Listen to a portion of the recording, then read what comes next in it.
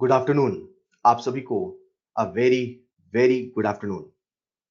विजय बेटा खुश रहिए। सभी को वेरी वेरी गुड आफ्टरनून। क्या बात है, सुधांशु ने मुझे अपने नंबर बताया 172 इन केमिस्ट्री। बहुत बढ़िया, शानदार शानदार सुधांशु बेटा। आपसे उम्मीद थी।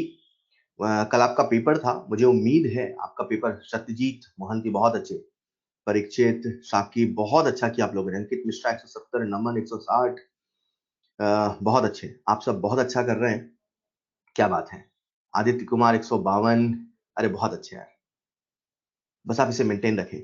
इसे आप मेंटेन, वाशु गोयल ने लिखा है मेरे 180। क्या बात है वाशु बेटा, बहुत बढ़िया। कहां से रिजल्ट देखे? ओके, क्या बात है। आ जाएगा बेटा, जिनका भी नहीं है चिंता मत करें, आपको सोल्यूशन मिल गया होगा। बहुत अच्छा आप सब कर रहे हैं, मुझे उम्मीद है कल आपका पेपर रहा होगा। पेपर आप सबने अच्छा किया होगा, लेकिन एक पेपर के बाद अगले पेपर की तैयारी शुरू हो जाती है, ठीक है। तो जब तक बाकी बच्चे ऑनलाइन आ रहे हैं, मैं आप सबसे कुछ बातें कर लूं। देखो बेटा, एक चीज तो पक्की है कि आप अगर पूरी ईमानदारी, पूरी मेहनत से पढ़ाई करते हैं तो उसका फल भी आपको दिखता है। आज हम लोग नया चैप्टर स्टार्ट करने जा रहे हैं, जैसा आप सबको पता है, जैसा आप सबको ज्ञात है, और उस चैप्टर का नाम है थर्मोडायनेमिक्स, राइट। हम लोग आज शुरू करने वाले हैं थर्मोडायनेमिक्स, और मुझे आप सबका पूरा ध्यान चाहिए, ठीक है। अ, कोई बच्चे ऐसे भी होंगे, जैसे कभी बीच में ऐसा हुआ था, जैसे जो हिंदी वाले बैच थे उसमें ऐसा हुआ कि बच्चों ने कहा कि सर हमारा बीच में 7-8 दिन से हमारे एरिया में इंटरनेट बंद था, हम ये नहीं कर पाए, वो नहीं कर पाए, ठीक है। आज अगर आपका बेहतर है तो कल बेहतर होगा। आज अगर आपका बेहतर है तो कल बेहतर होगा। कल की चिंता छोड़ दो, चाहे बीता हुआ कल हो, चाहे आने वाला कल हो, आज पे ध्यान दो। कहने का मतलब है, आपने पहले चैप्टर कैसे किया, कितना किया, अब उसके बारे में सोचने का समय नहीं है। आज से आप सबको पूरी ताकत, पूरी एनर्जी, पूरा जोश लगा देना है अब नए चैप्टर पे, ठीक है। जैसा जैसा आपको होमवर्क देता रहे, वैसे वैसे आप होमवर्क सॉल्व करते रहे। बच्चों, जैसा कि आप सबको पता है कि मैं आपको जो होमवर्क दे रहा हूं, बस मैं आपसे इतनी ही रिक्वेस्ट कर रहा हूं, आप होमवर्क टाइमली कंप्लीट करते रहो। अगर आप होमवर्क टाइमली कंप्लीट करते रहो, आपको और कुछ सोचने की आवश्यकता नहीं है। हमारे एग्जाम में सक्सेस का बहुत सिंपल सा रूल है, एक ही चीज को एक ही जगह से 100 बार करो। लिमिटेड कंसेप्ट्स हैं, उन्हीं को पढ़ो, जितना बताया गया उतना ही पढ़ो। बहुत सारी चीजें सिलेबस के हिसाब से अपडेट हो सकती है।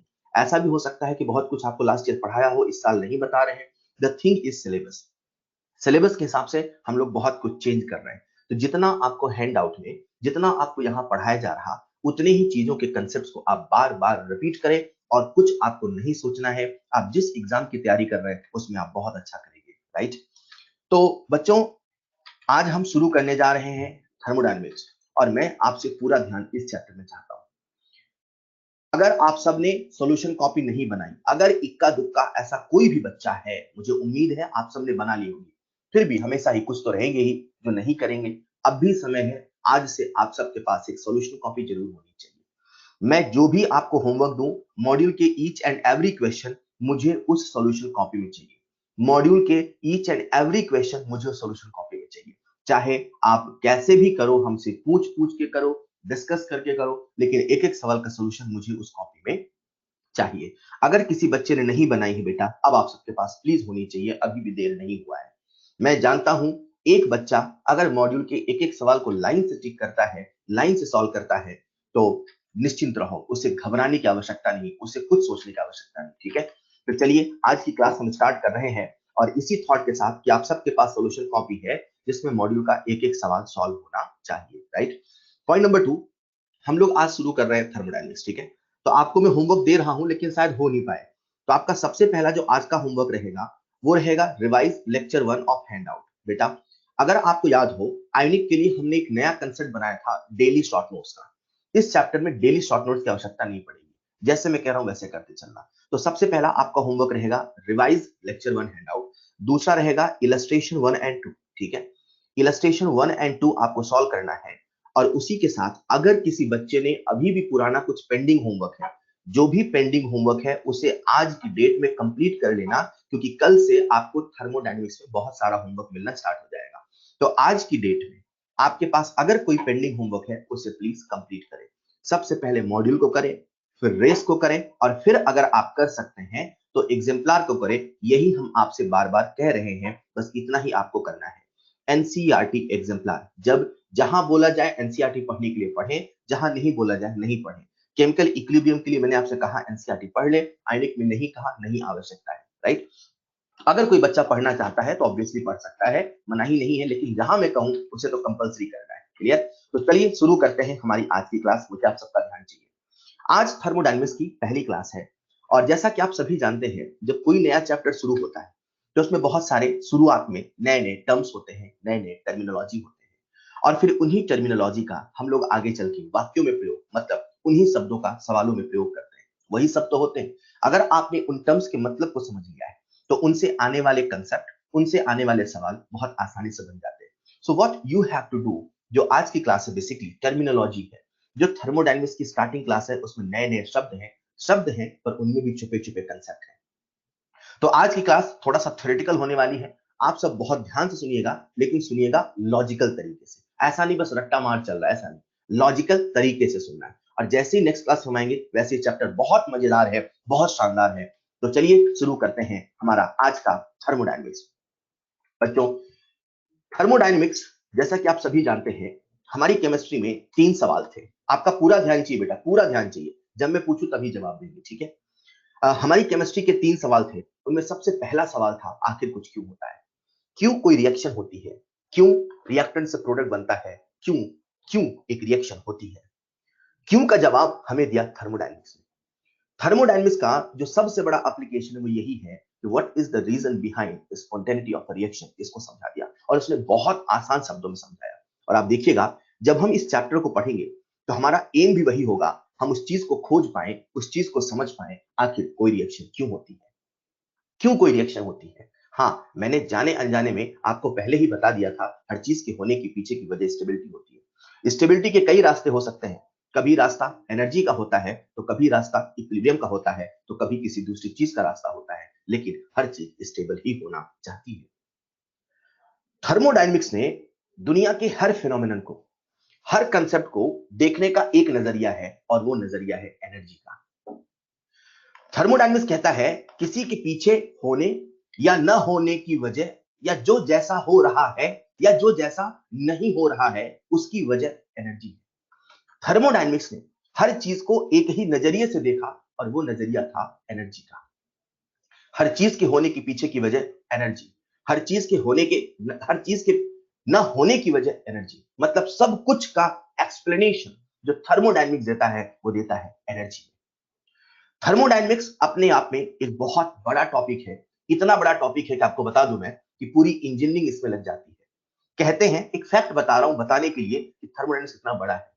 कहते हैं mechanical engineering is the mother of engineering, मतलब ME mother of the engineering. Mechanical engineering is the mother of engineering, और कहते हैं मैकेनिकल इंजीनियरिंग की मदर है थर्मोडायनेमिक्स। आप समझ सकते हो थर्मोडायनेमिक्स कितना बड़ा है। मैं आपको थर्मोडायनेमिक्स के वास्टनेस का अंदाजा दे रहा हूं, कितना बड़ा थर्मोडायनेमिक्स है। बच्चों, आप सब बहुत लकी हैं, हम उस पूरे थर्मोडायनेमिक्स की बात नहीं कर रहे हैं। हम इस चैप्टर में, हम हमारे सिलेबस में थर्मोडायनेमिक्स नहीं पढ़ते, हम लोग पढ़ते हैं केमिकल थर्मोडायनेमिक्स। थर्मोडायनेमिक्स बहुत बड़ा टॉपिक है, और शायद उसे पढ़ पाना इन लेक्चर्स के माध्यम से नहीं पॉसिबल, लेकिन हम हमारा जो सिलेबस पढ़ रहे हैं, that is chemical thermodynamics, that is thermodynamics in chemical reactions, हम उसको पढ़ रहे हैं। हम क्या पढ़ रहे हैं ये सोचना जरूरी है, तब आप समझ पाओगे हम इतनी ही चीजों की बातें क्यों करते हैं। थर्मोडायनेमिक्स बहुत बड़ा हो सकता है, उसके टर्म्स, उसके शब्द बहुत वास्टनेस है, लेकिन जब हम हमारे केसेस में आते हैं ना, तो चीजें सिकुड़ के छोटी हो जाती हैं। we are going to discuss chemical thermodynamics, right? तो केमिकल थर्मोडायनेमिक्स हम लोग पढ़ने वाले हैं, जो हमें बताएगा किसी भी चीज के होने न होने की पीछे की वजह with the help of energy. Thermodynamics बहुत शानदार है। उसने कुछ ऐसी चीजों का जवाब दिया जो शायद लोगों के लिए सोच पाना नामुमकिन था। उसने हमें बताया आखिर कुछ क्यों होता है। थर्मोडायनेमिक्स ने थर्मोडायनेमिकल लॉज के बारे में बातें की। थर्मोडायनेमिक्स ने हमें हर चीज के होने के पीछे वजह एनर्जी से समझाया। लोग कहते हैं, वो कहते हैं ना, कुछ लोग होते हैं जिन्हें आलोचक कहते हैं। आलोचक मतलब जो हर चीज में कमी ढूंढ लेते हैं। तो अकॉर्डिंग टू देम, हाँ, थर्मोडायनेमिक्स बहुत अच्छा है। हाँ, थर्मोडायनेमिक्स हमें बहुत कुछ सिखाता है, लेकिन हाँ, थर्मोडायनेमिक्स की एक लिमिटेशन है, वो ये है जो थर्मोडायनेमिक्स है केवल मैक्रोस्कोपिक चीजों से डील करता है, माइक्रोस्कोपिक से डील नहीं करता। मतलब जो भी माइक्रो चीजें हैं, जो बहुत छोटी चीजें हैं, अगर आप उनको समझाने की कोशिश करोगे तो शायद थर्मोडायनेमिक्स की हेल्प से, थर्मोडायनेमिकल लॉज की हेल्प से नहीं समझा पाओगे। सरल सी बात है यार, माइक्रो से मैक्रो बना है, माइक्रो से मैक्रो बना है, बहुत छोटी छोटी चीजें जुड़की ही तो बहुत बड़ा बना है। हाँ, ये बात अलग है कि थर्मो केवल बड़ी चीज को समझा सकता है, थर्मो केवल मैक्रोस्कोपिक चीजों को समझा सकता है, माइक्रो को समझा नहीं सकता। हम ये क्यों सोचे कि वो ये समझा नहीं सकता, हम ये क्यों ना सोचे वो क्या क्या समझा सकता है, हम क्यों उसकी लिमिटेशंस पे ध्यान दें। हाँ, ये लिमिटेशन है, thermodynamic can not deal with macroscopic model, उसके लॉज ऐसे हैं, उसकी बातें ऐसी हैं, उसके कंसेप्ट ऐसे हैं। लेकिन इस बात में भी कोई दो राय नहीं कि माइक्रो से ही मैक्रो बनता है, and we are able to deal with the macroscopic things with the help of thermodynamics. कुछ लोग कहते हैं थर्मोडायनेमिक्स बहुत बताता है, केमिस्ट्री के पहले सवाल का जवाब देता आखिर कुछ क्यों होता है, तो वो लोग ये भी कहते हैं कि थर्मोडायनेमिक्स बहुत कुछ कहता है लेकिन रेट ऑफ रिएक्शन को नहीं बताता। अरे तो रेट ऑफ रिएक्शन को केमिकल काइनेटिक्स बताता है ना भाई, जो बताता है वो सीखो, जो नहीं बताता उसके पीछे क्यों परेशान हो रहे हैं। खैर, बस पार्ट ऑफ थ्योरी में मैंने आपको समझा दिया कि थर्मोडायनेमिक्स के लिमिटेशंस क्या है, थर्मोडायनेमिक्स कहां कहां जवाब नहीं दे पाता। जब हम थर्मोडायनेमिक्स पढ़ना शुरू करते हैं तो जैसा कि मैंने कहा, थर्मोडायनेमिक्स का जो शुरुआती हिस्सा है वो है टर्मिनोलॉजी का। उस टर्म्स में अगर मैं किसी बच्चे से कहूं बेटा यूनिवर्स क्या है, तो शायद यूनिवर्स सुन के आपके जहन में दुनिया भर की कॉम्प्लेक्स चीजें आ जाए, इतना बड़ा ब्रह्मांड है उसे सोच पाना शायद बहुत मुश्किल हो। लेकिन थर्मोडायनेमिक्स कहता है ब्रह्मांड बहुत छोटा है। उसने कहा ये जो यूनिवर्स है ये दो ही चीजों से मिलकर बना है, एक सिस्टम होता है और दूसरा सराउंडिंग होता है। ये यूनिवर्स जिसे आप बहुत कॉम्प्लेक्स मान सकते हो, थर्मोडायनेमिक्स की नजर में ये बहुत सिंपल है, बस दो ही चीजों से मिलकर बना है, एक सिस्टम है और सिस्टम को छोड़ के बाकी सब सराउंडिंग है। और जैसे ही सिस्टम और सराउंडिंग मिलते हैं, जैसे ही सिस्टम और सराउंडिंग मिलते हैं, वैसे ही यूनिवर्स का फॉर्मेशन होता है।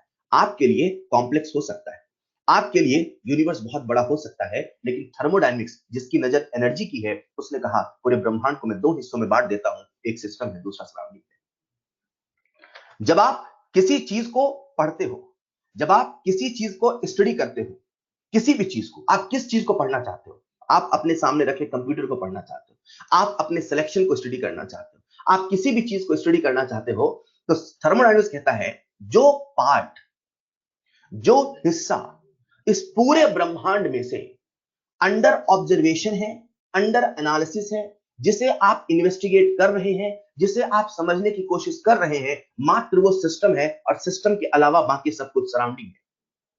सिस्टम के अलावा बाकी सब कुछ सराउंडिंग है। मींस ये जो इतना बड़ा ब्रह्मांड है, वो थर्मो की नजर में दो चीजों से डिवाइड कर दिया, बोले भैया एक सिस्टम है जिसको आप पढ़ रहे हो और जिसको नहीं पढ़ रहे हो वो सब सराउंडिंग है। सर यार, यूनिवर्स इतना बड़ा है, हम जिस चीज को पढ़ रहे हैं वो एक छोटा सा हिस्सा हो सकता है। डिपेंड करता है आप स्टडी किस चीज की कर रहे हो, डिपेंड कर सकता है आप अपने आप को स्टडी कर रहे हो, डिपेंड कर सकता है आप जिस कमरे में बैठे उस कमरे को पढ़ रहे हो, डिपेंड कर सकता है कि आप जिस शहर में बैठे उस शहर को पढ़ रहे हो, डिपेंड करता है आप इंडिया को पढ़ रहे हो, डिपेंड करता है आप अर्थ को पढ़ रहे हो, डिपेंड करता है आप सोलर सिस्टम को पढ़ रहे हो, डिपेंड करता है आप पूरी यूनिवर्स को ही पढ़ रहे हो। The part of universe which is under observation और अंडर एनालिसिस, केवल वही सिस्टम है, और सिस्टम के अलावा बाकी सब कुछ सराउंडिंग है। एनसीईआरटी के शब्दों में हम लोग सराउंडिंग को डेफिनेशन देते हैं, the rest part of the universe excluding the system is called surrounding.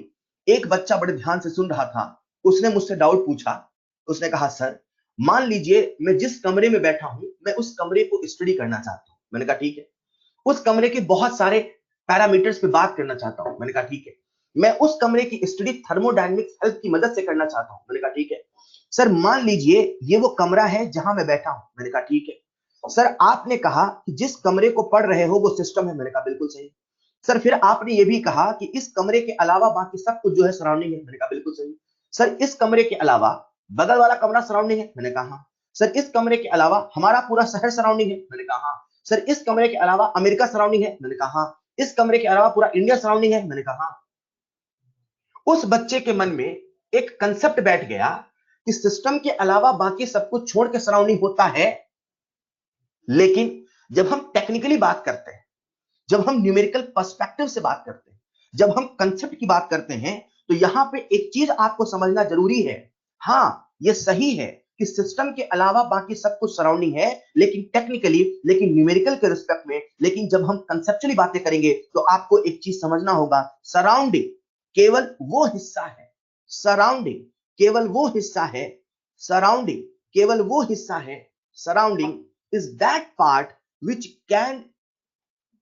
can affected by system or which can affected by system or can affect system, जो सिस्टम को प्रभावित कर सकता है या सिस्टम से प्रभावित हो सकता है, मात्र वही चीज हमारी सराउंडिंग है, पूरी दुनिया सराउंडिंग नहीं है। मतलब जब मैं कहता हूं सिस्टम प्लस सराउंडिंग से मिलकर यूनिवर्स बना है, तो बच्चे के जहन में बैठ जाता है हमारे कमरे के अलावा चांद तारों तक सब सराउंडिंग है। नहीं, ऐसा नहीं है। सराउंडिंग मात्र वही है, सराउंडिंग मात्र वही है जो सिस्टम को प्रभावित कर सकता है या सिस्टम के द्वारा प्रभावित हो सकता है। मतलब आप जिस कमरे में बैठ के स्टडी कर रहे हो, यह आपका कमरा है, तो कमरे के बगल वाला कमरा सराउंडिंग है, उसके बगल के बगल वाला कमरा सराउंडिंग है।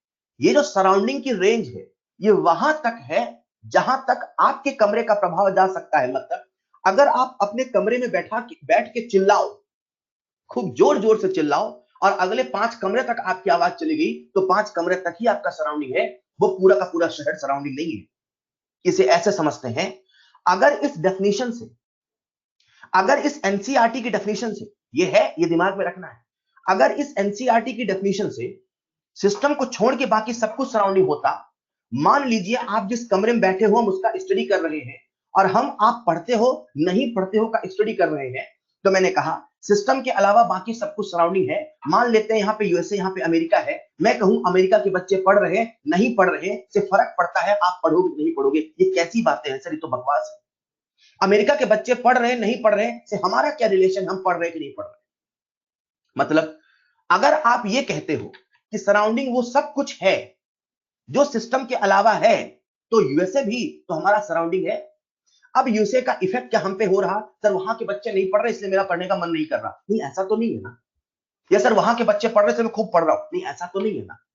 Means technically speaking, conceptually speaking, surrounding is not everything. सूरज चांद तारों तक सराउंडिंग नहीं हो सकता अगर आप स्टडी कर रहे हो अपनी पढ़ाई का। मेरी बात अभी खत्म नहीं हुई। टेक्निकली स्पीकिंग सराउंडिंग वो होता है, सराउंडिंग वो होता है which can affected by system और कैन इफेक्ट सिस्टम।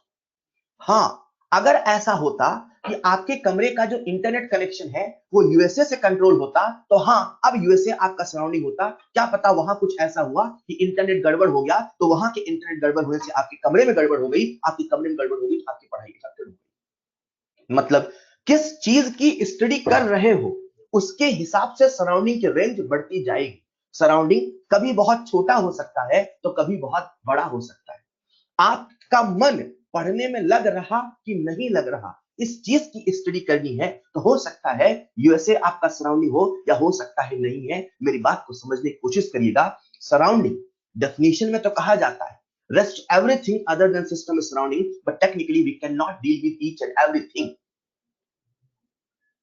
मतलब अगर मुझे इस चीज का स्टडी करना है कि आप जिस कमरे में बैठे हो उस कमरे में पढ़ाई हो रही नहीं हो रही, तो उसका यूएसए से या किसी दूसरे शहर से रिलेशन है, नहीं ऐसा नहीं है। लेकिन हो सकता है आप किसी ऐसी चीज की स्टडी कर रहे हो जिसका रिलेशन उस शहर या उस जगह से हो सकता है, अब आपकी सराउंडिंग की रेंज बढ़ गई। सराउंडिंग बड़ा भी हो सकता है, सराउंडिंग छोटा भी हो सकता है, डिपेंड करता है आप किस चीज की स्टडी कर रहे हो। लेकिन जब कभी आपसे पूछे कि सर सराउंडिंग क्या है, तो आपको याद रखना है एनसीईआरटी के शब्दों में साफ साफ लिखा है the rest part of the universe excluding the system is called surrounding. और इन्हीं दोनों से मिलकर बनता है यूनिवर्स। ये जो इतना बड़ा ब्रह्मांड है, थर्मोडायनेमिक्स नजर में बहुत छोटा है, बोले सिस्टम है सराउंडिंग है, यही ब्रह्मांड है। मतलब आप ये भी समझ सकते हो कि कभी कभी हमारा यूनिवर्स छोटा हो सकता है, कभी कभी बड़ा हो सकता है, डिपेंड आप किसे पढ़ रहे हो, डिपेंड आप किस चीज का एनालिसिस कर रहे हो। एग्जैक्टली ऐसी बेटा। अब हमने कहा सिस्टम होता है, सराउंडिंग होता है। जिस चीज की स्टडी कर रहे हैं वो सिस्टम है। सर हम कैसे पता करें इतने ब्रह्मांड में सिस्टम कौन है, इतने ब्रह्मांड में सराउंडिंग कौन है? सिस्टम और सराउंडिंग को एक वॉल से सेपरेट किया जाता है। सिस्टम और सराउंडिंग को एक वॉल से, एक बाउंड्री से सेपरेट किया जाता है, जिससे सिस्टम और सराउंडिंग अलग हो जाता है। मतलब ये जो मैंने ऐसे सर्कल बनाया, ये जो मैं लाइन बना रहा हूं, ये एक बाउंड्री है। अगर मैं ये बाउंड्री नहीं बनाता बच्चों, तो शायद आप नहीं पहचान पाते सिस्टम कहां है। सिस्टम को सराउंडिंग से अलग करने के लिए हम लोग बाउंड्रीज का इस्तेमाल करते हैं। ये जो बाउंड्रीज हैं, ये काल्पनिक हो सकती हैं, ये हाइपोथेटिकल हो सकती हैं, ये रियल हो सकती है। बाउंड्री ही वो चीज होती है जो सिस्टम और सराउंडिंग को डिफरेंशिएट करता है। डिफरेंशिएशन करना इसलिए जरूरी है ताकि आप प्रॉपर स्टडी कर पाओ। इमेजिन करो, आप जिस कमरे में बैठे हो वहां दीवार नहीं होती। इमेजिन करो, आप जिस कमरे में बैठे हो वहां दीवार नहीं होती और आपको अपने मन में कमरा एज्यूम करना होता, आपको चार दीवारी एज्यूम करनी होती, तो शायद उस सिस्टम को पढ़ना मुश्किल होता। बिना बाउंड्री के आप सिस्टम को आइडेंटिफाई नहीं कर सकते। तो ऐसी चीज जो सिस्टम और सराउंडिंग को सेपरेट करती है, डिफरेंशिएट करती है, वो बाउंड्री है। अब जो डिफरेंशिएट करने वाली चीज है वो इमेजिनरी हो सकती है, वो रियल हो सकती है। रियल है तो रिजिड हो सकती है, नॉन रिजिड हो सकती है, कंडक्टिंग हो सकती है, नॉन कंडक्टिंग हो सकती है। बाउंड्री कुछ भी हो सकता है, बस सिस्टम और सराउंडिंग को अलग करने वाली एक दीवार है, एक सीमा रेखा है, एक बाउंड्री है। मतलब आप जिस कमरे में बैठे हो उस कमरे की दीवार ईंटों की हो सकती है, उस कमरे की दीवार लोहे की कंडक्टिंग हो सकती है, उस कमरे की दीवार गुब्बारे जैसी फ्लेक्सिबल हो सकती है, उस कमरे की दीवार नॉन कंडक्टिंग हो सकती है। हो सकता है दीवार ही ना हो, आपको कल्पनाओं से मानना पड़ा ये मेरी चार दीवारी है, इसके बाहर मुझे नहीं देखना है। बाउंड्री इमेजिनरी हो सकती है। इसका बड़ा बढ़िया रियल एग्जांपल हमें मिलता है बॉइलिंग में। खुले बर्तन में जब पानी उबलता है, खुले बर्तन में आपको ये और समझ में आएगा जब मैं सॉल्यूशन बताऊंगा इमेजिनरी का, वहां याद दिलाऊंगा। खुले बर्तन में जब पानी उबलता है तो ये है पानी उबल रहा है, खुला हुआ है, मतलब ऊपर एटमॉस्फेरिक प्रेशर है। एटमॉस्फेरिक प्रेशर मतलब एटमॉस्फेयर का प्रेशर है। आपको एटमॉस्फेयर नजर नहीं आता है, लेकिन फिर भी उस पानी के ऊपर एटमॉस्फेयर एक प्रेशर लगा के रखा है। ये कुछ ऐसा है जैसे एक इमेजिनरी प्लेट रखा है, एक इमेजिनरी प्लेट रखा है, ऊपर से 1 एटीएम का प्रेशर लगा रहा। हाँ, वो हमें नजर नहीं आ रहा, लेकिन वहां पर भी इमेजिनरी बाउंड्री है। सिस्टम और सराउंडिंग को डिफरेंशिएट करता है बाउंड्री। बाउंड्री कई प्रकार का हो सकता है और ये बाउंड्री ही वो होता है जो इस चीज को डिसाइड करता है कि सिस्टम और सराउंडिंग से एनर्जी का एक्सचेंज कैसे हुआ। थर्मोडायनेमिक्स में हर चीज को देखने की नजर एनर्जी की है। आप जिस कमरे में बैठे हैं, इमेजिन करो, आप जिस कमरे में बैठे हैं, जिस कमरे में बैठे हैं उस कमरे की दीवार गुब्बारे की है। इमेजिन करो, केस 1, आप जिस कमरे में बैठे हैं उस कमरे की दीवार गुब्बारे की है और बगल वाले कमरे में एक बच्चा बैठा है जो कि सराउंडिंग का हिस्सा है। उसने आपको इफेक्ट करना है, उसने आपको परेशान करना है। उस गुब्बारे की दीवार में एक स्विच होता है, आप इफेक्ट हो जाते हैं। लेकिन मान लीजिए वहीं पे दीवार ऐसी होती, रिजिड होती, रिजिड होती, ईंटों की बनी होती, पत्थर की बनी होती। अब वो बच्चा चाहे आपको ठक ठक करके परेशान करना चाहे, नहीं कर सकता है। इमेजिन करिए वही दीवार आयरन की बनी होती, लोहे की बनी होती। उस बच्चे को जो कि सराउंडिंग का हिस्सा है, आपको डिस्टर्ब करना है, वो वहां पे गैस जला देता, उसे गर्म करता, आप लोहे को टच करते, आप इफेक्टेड हो जाते। सिस्टम सराउंडिंग से कैसे इफेक्टेड होता है, सिस्टम सराउंडिंग से कैसे इफेक्टेड होता है, ये बाउंड्री, ये वॉल डिसाइड करता है। इसीलिए वॉल को समझना बहुत आवश्यक है, क्योंकि जो एनर्जी का ट्रांसफर होता है वो बाउंड्री के थ्रू ही होता है। मतलब अगर वॉल को नहीं, बाउंड्री को नहीं समझा तो एनर्जी कैसे आई गई इसको नहीं समझोगे। सिस्टम का स्टडी किया जाता है, पर सिस्टम बिना सराउंडिंग के नहीं होता है। सराउंडिंग ही वो होता है जो कभी कभी सिस्टम को एनर्जी देता है, तो कभी कभी एनर्जी लेता है, तो कभी कुछ नहीं करता है। सराउंडिंग ने सिस्टम पे क्या प्रभाव डाला है, उसी से आप समझ पाओगे कि सिस्टम में क्या कैसे होगा।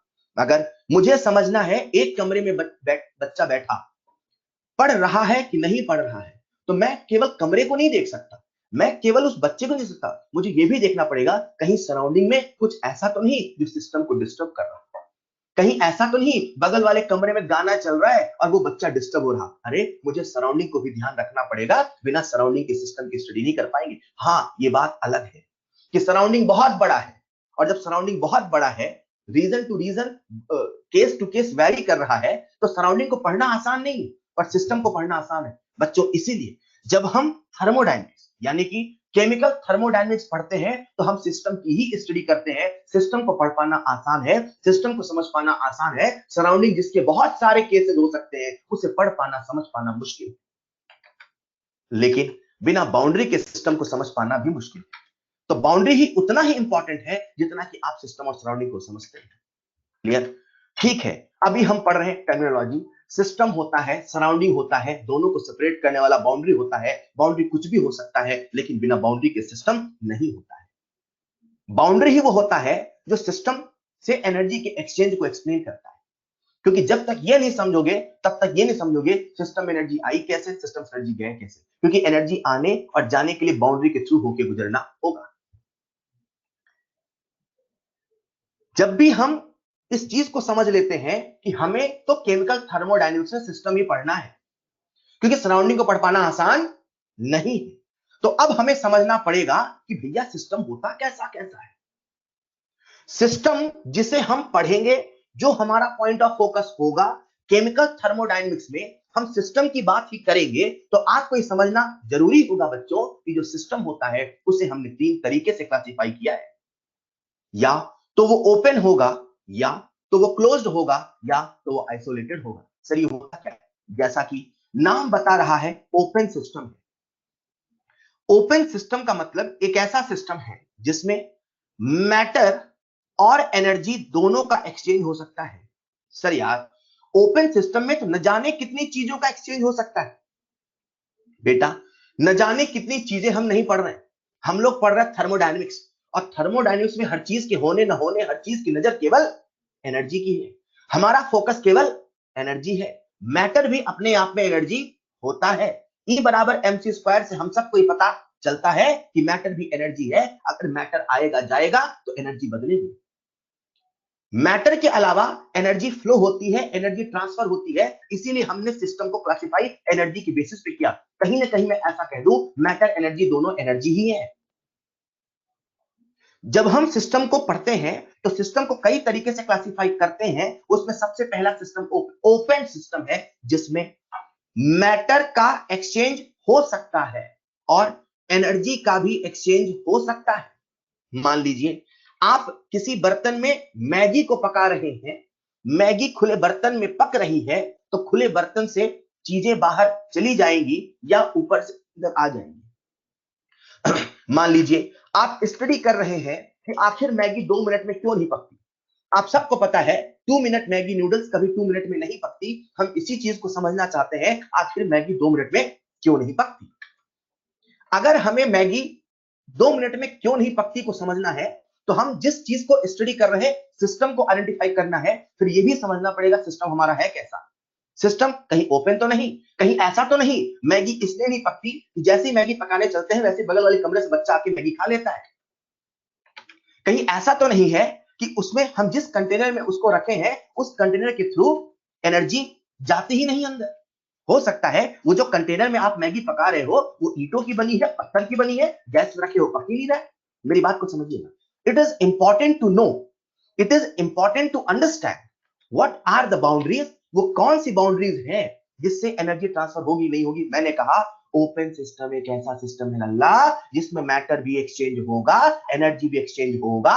जैसे मैंने कह दिया एनर्जी एक्सचेंज होगा, आंख बंद करके क्लियर है कि इसकी जो बाउंड्री है वो तो कंडक्टिंग है। अरे जब कंडक्टिंग है तभी तो एनर्जी का एक्सचेंज होगा। अगर नॉन कंडक्टिंग होता तो कैसे एनर्जी का एक्सचेंज होता। तो ओपन सिस्टम एक ऐसा सिस्टम है जिसमें मैटर और एनर्जी दोनों का एक्सचेंज होता है। बच्चों आप सब बड़े लकी हैं, आप ओपन सिस्टम को नहीं पढ़ रहे हो। क्या बात है सर। ओपन सिस्टम को इसलिए नहीं पढ़ते हैं ज्यादा क्योंकि इसे पढ़ना बड़ा मुश्किल होता है। लेके चलते हैं कुछ, बीच में हो जाता है कुछ। आप पढ़ रहे थे मैगी 2 मिनट में क्यों नहीं पकती, तो आप लेके चले थे मैगी का एक पाउच, पकाने चले थे, हो गया आधा या हो गया कुछ और, तो समझ में नहीं आता भाई हम लिए क्या थे, हो क्या गया। ओपन सिस्टम को पढ़ना मुश्किल होता है क्योंकि मैटर का एक्सचेंज होता है, लगातार मैटर बदलता होता है, तो पढ़ना आसान नहीं मुश्किल होता है। You guys are lucky enough, आप ओपन नहीं आप क्लोज पढ़ते हो। सर ये क्लोज सिस्टम क्या होता है? क्लोज सिस्टम एक ऐसा सिस्टम होता है जिससे मैटर का एक्सचेंज तो नहीं होता, वही मैगी का बर्तन आप ढक दो, सील पैक कर दो, लॉक लगा के ताला लगा दो, अब पकाने चलो। पक्का पता है कि मैगी का एक्सचेंज नहीं होगा, पक्का पता है मैगी चोरी नहीं होगी, पक्का पता है कोई और आके पानी नहीं मिलाएगा। मतलब वो जो कंटेनर है अगर आपने उसे हर तरफ से ढक दिया, दैट इज क्लोज सिस्टम कर दिया, अंदर जो लेके चले थे वही रहेगा, बदल न जाएगा, मैटर वेरिएबल नहीं होगा। टेक्निकली बोले तो जो लेके चल रहे थे वही रहेगा, वो वेरिएबल नहीं होगा। लेकिन इसकी जो बाउंड्री है, बाउंड्री से एनर्जी जा रही है, मैटर का एक्सचेंज नहीं होता लेकिन एनर्जी का एक्सचेंज होता है। जैसे ही मैंने कहा एनर्जी का एक्सचेंज होता है, मतलब एक बात तो पक्की है, वो जो बाउंड्री है वो कंडक्टिंग है। बच्चों फिर से आप फोकस करिएगा, मैंने कहा बाउंड्री बहुत इंपॉर्टेंट रोल प्ले करता है। एक बच्चा सोने के बर्तन में मैगी पका रहा, एक बच्चा लोहे के बर्तन मैगी पका रहा, एक बच्चा किसी ऐसे बर्तन मैगी पका रहा जिससे हीट का कंडक्शन नहीं होता। बर्तन के बदलने से, बाउंड्री के बदलने से एनर्जी का ट्रांसफर बदलेगा, मैगी के पकने का समय बदलेगा, मैगी के पकने का समय बदलेगा। अरे सोने के बर्तन पकाया, चांदी के बर्तन पकाया, इतना बढ़िया कंडक्शन होगा कि रखते से सारी की सारी हीट अंदर पहुंचेगी और फटाफट मैगी उबलेगी। लेकिन बाउंड्री मतलब जिसके थ्रू एनर्जी का एक्सचेंज हो रहा है, ये समझना जरूरी है वो कंडक्टिंग है कि नहीं है। तो मैंने कहा क्लोज सिस्टम एक ऐसा सिस्टम होता है जिसमें मैटर का एक्सचेंज तो नहीं होता लेकिन एनर्जी का एक्सचेंज होता है, मतलब बाउंड्री कंडक्टिंग होता है, बाउंड्री इंसुलेटेड नहीं है। सर ये इंसुलेटेड क्या होता है? इंसुलेटेड का मतलब है एनर्जी का एक्सचेंज नहीं हुआ। जब एनर्जी का एक्सचेंज नहीं हुआ, मैटर का भी एक्सचेंज नहीं हुआ, उस सिस्टम को कहते हैं आइसोलेटेड सिस्टम। आइसोलेटेड सिस्टम ऐसा है जिसमें ना तो मैटर का एक्सचेंज हुआ, जिसमें ना तो एनर्जी का एक्सचेंज हुआ, इस प्रकार के सिस्टम को कहते हैं आइसोलेटेड। आइसोलेटेड अलग थलग, दुनिया से तन्हा, किसी एक कोने में रखा हुआ, जिससे ना तो मैटर का एक्सचेंज है ना तो एनर्जी का एक्सचेंज है, ऐसे सिस्टम को बोलते हैं आइसोलेटेड सिस्टम।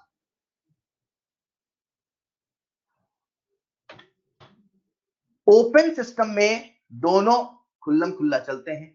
क्लोज सिस्टम में मैटर का एक्सचेंज नहीं होता लेकिन एनर्जी का एक्सचेंज होता है। आइसोलेटेड में ना तो मैटर ना तो एनर्जी का एक्सचेंज होता है। सर यार आइसोलेटेड सिस्टम में ना तो मैटर ना तो एनर्जी का एक्सचेंज होता है, ऐसा कौन सा सिस्टम होता है जिसमें ना तो मैटर ना तो एनर्जी का एक्सचेंज हो रहा है, एक्सचेंज नहीं हो रहा, ना तो अंदर से बाहर ना तो बाहर से अंदर। जैसे ये थर्मस फ्लास्क है, अगर मैं इसमें गर्म पानी लेके आता हूं, अगर मैं इसमें गर्म पानी लेके आता हूं तो बहुत देर तक पानी गर्म रहता है। क्यों? क्योंकि अंदर की जो एनर्जी है वो बाहर से एक्सचेंज नहीं हुई या बाहर की जो ठंडक है वो अंदर नहीं आई।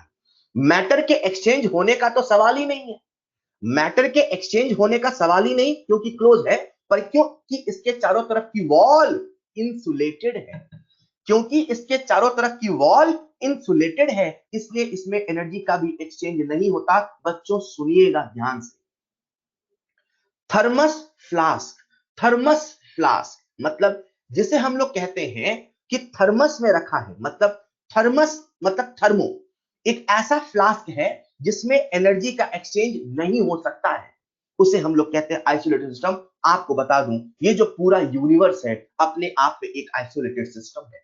मतलब सर अभी आपने कहा कि सिस्टम और सराउंडिंग मिलके यूनिवर्स है, अगर हम यूनिवर्स की लास्ट रेंज की बात करें, उस यूनिवर्स के बाद कुछ नहीं है। सर क्यों?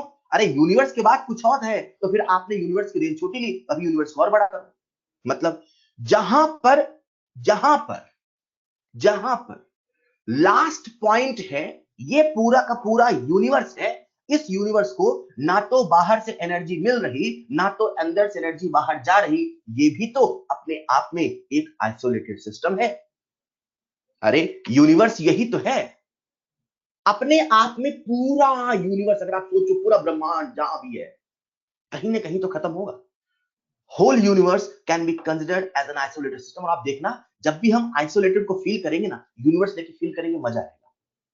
ठीक है, हाँ, perfectly isolated system, perfectly isolated system, perfectly isolated system not possible, संभव नहीं है। जैसे ये थर्मस फ्लास्क में अगर मैं पानी गर्म रख देता हूं तो ऐसा नहीं 1000 साल के बाद भी गर्म रहेगा, ऐसा नहीं 5000 साल के बाद भी गर्म रहेगा, because this system is not perfectly insulated, this system is not perfectly isolated. Perfectly insulated नहीं है मतलब एनर्जी का एक्सचेंज बिल्कुल नहीं है, ऐसा नहीं है। हाँ, बहुत धीरे धीरे धीरे है, इसीलिए हो सकता है 10 दिन के अंदर पानी गर्म हो जाए, हो सकता है 2 दिन के अंदर पानी ठंडा या गर्म हो जाए, जैसा भी आपने सोचा। मैं क्या कह रहा हूं, समझिएगा मेरी बात को। परफेक्टली आइसोलेटेड सिस्टम अपने आसपास नहीं है, but there is the concept of isolated system, जिसे हम लोग कहते हैं एक ऐसा सिस्टम जिसमें ना तो एनर्जी ना तो मैटर का एक्सचेंज हो सकता है, क्योंकि इसकी जो बाउंड्रीज है, इसकी जो वॉल है, वो रिजिड तो है ही सही। बात को ध्यान समझिएगा, इन्हीं छोटी छोटी चीजों में सवाल आता है और आप गलत कर देते हैं, क्योंकि आपको लगता है आपको आता है, ऊपर ऊपर से जानना नहीं आता है। ध्यान से सुनना बच्चों, आखिर आइसोलेटेड क्या कहलाता है। आइसोलेटेड सिस्टम की जो वॉल है वो रिजिड है, फ्लेक्सिबल नहीं है। आइसोलेटेड सिस्टम में एनर्जी का एक्सचेंज नहीं हो रहा, मतलब इसकी जो बाउंड्री है वो नॉन कंडक्टिंग है। नॉन कंडक्टिंग कहने का मतलब है वो इंसुलेटेड है बच्चों। कैसी है? इंसुलेटेड है। अच्छा, इतने बड़े दुनिया में हम जिस चीज को पढ़ेंगे वो सिस्टम है। आप सब लकी हैं, मोस्ट ऑफ द केसेस जो हम पढ़ते हैं वो क्लोज सिस्टम है, लेकिन ये जानना भी जरूरी है, कभी कभी आइसोलेटेड हो सकता है, कभी कभी ओपन हो सकता है। हाँ, मोस्ट केसेस हमारे क्लोज्ड होंगे, मतलब मोस्ट केसेस हमारे बंद बर्तन में, राइट? ठीक है साहब, हमने सिस्टम को पहचान कर लिया, हमने सिस्टम को आइडेंटिफाई कर लिया, हमें क्या पढ़ना है, किसी भी एक चीज को स्टडी करेंगे। सिस्टम अगर कोई है तो सिस्टम का अपना एक स्टेट है। सिस्टम अगर कोई है तो सिस्टम का अपना कोई स्टेट है। Divyanshu, universe is perfect isolated system. Universe एक हाइपोथेटिकल केस जैसा होता है, यूनिवर्स को लेके हम लोग रियल एग्जांपल की बात नहीं करते। दिव्यांशु ने मुझसे सवाल पूछा है whether universe is a perfect isolated system. Divyanshu बेटा, हम यहां रियल एग्जांपल की बात कर रहे हैं, हमारे आसपास परफेक्टली नहीं है। यूनिवर्स ऑब्वियसली परफेक्टली है, पर डिपेंड करता है आप यूनिवर्स को डिफाइन कितना कर रहे हो। ठीक है, तो अपन यहां रियल बातें कर रहे हैं, अपन यहां प्रैक्टिकल बातें कर रहे हैं, तो वहां बोलेंगे कि वहां परफेक्टली आइसोलेटेड डिफाइन नहीं है। ठीक है, उसी प्रकार से हमने कहा, सुनिएगा ध्यान से, सुनना ध्यान से, हमने कहा कि जो सिस्टम होता है वो 3 प्रकार का होता है। अगर कोई सिस्टम है तो सिस्टम का स्टेट होता है। जैसे अभी आप बैठे हैं, ठीक, मुझे आपकी स्टडी करनी है, तो आपके माइंड का एक स्टेट है, स्टेट ऑफ माइंड। हो सकता है वो हैप्पी हो सकता है वो स्लीपी हो सकता है वो सैड हो सकता है वो एक्साइटेड हो, right? There is an state of, there is a state of mind. In the same way system का अपने एक स्टेट होता है। बच्चों, हम लोग पढ़ रहे हैं थर्मोडायनेमिक्स ना, हम लोग पढ़ रहे हैं केमिकल थर्मोडायनेमिक्स। अच्छा, हम लोग पढ़ रहे हैं थर्मोडायनेमिक्स ना, हम लोग पढ़ रहे हैं केमिकल थर्मोडायनेमिक्स। हम लोग पढ़ रहे हैं केमिकल थर्मोडायनेमिक्स ना, हम लोग केमिकल में भी पढ़ रहे हैं most of the cases, most of the cases gaseous system, most of the cases gaseous system. हमारा जो मेजर पॉइंट ऑफ स्टडी है ना वो गैसियस सिस्टम, राइट? इमेजिन करो हमारे सामने एक सिस्टम है, बोले ठीक है, सिस्टम है तो सिस्टम की अपनी कोई अवस्था है, स्टेट है।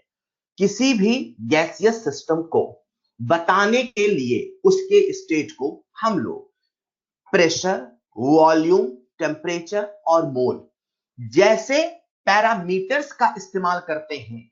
इन पैरामीटर्स को हम लोग स्टेट वेरिएबल्स बोलते हैं। इन पैरामीटर को हम लोग स्टेट वेरिएबल्स बोलते हैं। सर, सिस्टम क्या है समझ में आया जिसको पढ़ रहे हैं। अब कोई भी सिस्टम है उसका अपना एक स्टेट होता है। हम लोग जिस सिस्टम को पढ़ रहे हैं दैट इज गैसियस सिस्टम, उसका जो स्टेट है वो इन स्टेट वेरिएबल के रूप में लिखा जाता है। मान लीजिए अपने सामने ये सिस्टम है, इसका state P1 V1 T1 N1 है। अगर इसका स्टेट बदल गया, अगर इसका स्टेट बदल गया मतलब स्टेट वेरिएबल बदल गया, मतलब P1 V1 T1 N1 से P2 V2 T2 N2 हो गया। बच्चों क्योंकि हम क्लोज सिस्टम अक्सर पढ़ते हैं, मतलब जिसमें मैटर का एक्सचेंज नहीं होता है, तो हम ये मान के चलते हैं जाने अनजाने में कि मोल जो है वो कांस्टेंट है। सर आपने मोल को कांस्टेंट क्यों माना? क्योंकि क्लोज सिस्टम है तो ऐसा होगा। सर हमेशा क्लोज हो कोई जरूरी तो नहीं, कोई जरूरी नहीं, पर हम अक्सर क्या पढ़ते हैं? क्लोज। तो जब हम क्लोज सिस्टम पढ़ते हैं तो मैटर का एक्सचेंज तो नहीं होगा ना, नहीं होगा। तो जितने मोल पहले थे उतने रहेंगे ना, हाँ उतने रहेंगे, लेकिन प्रेशर वॉल्यूम टेम्परेचर तो बदलेगा, स्टेट वेरिएबल तो बदलेगा। जब कोई सिस्टम होता है उसका एक स्टेट होता है, स्टेट स्टेट वेरिएबल के रूप में लिखा जाता है। जब स्टेट वेरिएबल बदलता है, जब स्टेट वेरिएबल बदलता है तो हम कहते हैं सिस्टम का स्टेट बदल गया। सर स्टेट वेरिएबल अपने आप बदलता है कि हमें कुछ करना पड़ता है तो बदलता है? थर्मोडायनेमिक्स में हर चीज के होने न होने के पीछे की वजह एनर्जी है। अगर इसका स्टेट P1 V1 T1 था, फिर P2 V2 T2 हो गया, मतलब एनर्जी का एक्सचेंज हुआ है। एनर्जी के एक्सचेंज के लिए हमें प्रोसेस करना होता है, एनर्जी के एक्सचेंज के लिए हमें प्रोसेस करना होता है। ये जो प्रोसेस होता है, इसी प्रोसेस में एनर्जी का एक्सचेंज होता है, और जब एनर्जी का एक्सचेंज होता है तो सिस्टम का स्टेट बदल जाता है। अच्छा, मतलब सिस्टम होगा, सिस्टम का स्टेट होगा, सिस्टम होगा, सिस्टम का स्टेट होगा। जो स्टेट होगा वो स्टेट वेरिएबल के रूप में लिखा जाएगा। सिस्टम होगा, सुनना ध्यान से बेटा, कंसेप्ट बनने वाले हैं। सिस्टम होगा, सिस्टम का स्टेट होगा, स्टेट स्टेट वेरिएबल के रूप में लिखा जाएगा। ये जो स्टेट वेरिएबल होते हैं इसके पर्यायवाची शब्द हैं थर्मोडायनेमिक वेरिएबल्स, थर्मोडायनेमिक क्वांटिटी। मतलब अगर ये स्टेट है तो इसका प्रेशर, इसका वॉल्यूम, इसका टेम्परेचर, इसका मोल, जिससे हम इसका स्टेट बताएंगे, वो इस सिस्टम का स्टेट बता रहा है। उसके बदलने से, उसके वेरी होने से स्टेट बदल रहा है, इसलिए वो स्टेट वेरिएबल है, और उसी का पर्यायवाची सिनोनिम थर्मोडायनेमिकल वेरिएबल भी है, थर्मोडायनेमिक क्वांटिटीज भी है। बच्चे रट के तो जाते हैं स्टेट वेरिएबल, सवाल पूछता है which of the following is thermodynamic variable. यार ये क्या होता है, सर ने पढ़ाया नहीं? अरे वही है, पर्यायवाची है भैया, पर्यायवाची समझते हो ना। सिस्टम होगा, सिस्टम का स्टेट होगा, स्टेट स्टेट वेरिएबल के रूप में लिखा गया होगा। जब स्टेट वेरिएबल बदलेगा, बोलो, जब स्टेट वेरिएबल बदलेगा, जब PVTN बदलेगा तो सिस्टम का स्टेट, सिस्टम का स्टेट बदलेगा। ये भाषा है थर्मो की, इसी भाषा में बात करनी पड़ती है। आपको ऐसे ही बात करनी होगी, ऐसा मत बोलो सर बर्तन रखा है उसमें मैगी है, ऐसे नहीं। सर सिस्टम है, सिस्टम का स्टेट ये है। सर अभी जो मैगी रखा है उसका टेम्परेचर है 25 degree Celsius, but again what we are talking right now is gaseous system. तो गैसियस सिस्टम मतलब हम समझने के लिए तो मैगी ले लेते हैं, लेकिन हम पढ़ क्या रहे ये भी समझ लो ना, हम मैगी नहीं पढ़ रहे हैं, हम क्या पढ़ रहे हैं? Gaseous system. क्लियर? तो सिस्टम होगा, उसका स्टेट होगा, वही स्टेट वेरिएबल होता है। जब स्टेट वेरिएबल बदलता है तो सिस्टम का स्टेट बदलता है। स्टेट वेरिएबल अपने आप नहीं बदलता है, स्टेट वेरिएबल को बदलने के लिए हमें प्रोसेस करना होता है, क्योंकि प्रोसेस में एनर्जी का एक्सचेंज होता है, क्योंकि प्रोसेस में एनर्जी का एक्सचेंज होता है। किसी भी सिस्टम का जो स्टेट होता है, जैसे ये सिस्टम है, अभी इसका इनिशियल स्टेट, ये सिस्टम है, अभी इसका इनिशियल स्टेट है, मतलब अभी इसका प्रेशर P1, अभी इसका वॉल्यूम V1, अभी इसका टेम्परेचर T1, और अभी इसका मोल N है। जब स्टेट वेरिएबल्स बदलते हैं तो उनमें से कुछ ऐसे वेरिएबल होते हैं जो केवल स्टेट पर डिपेंड करते हैं।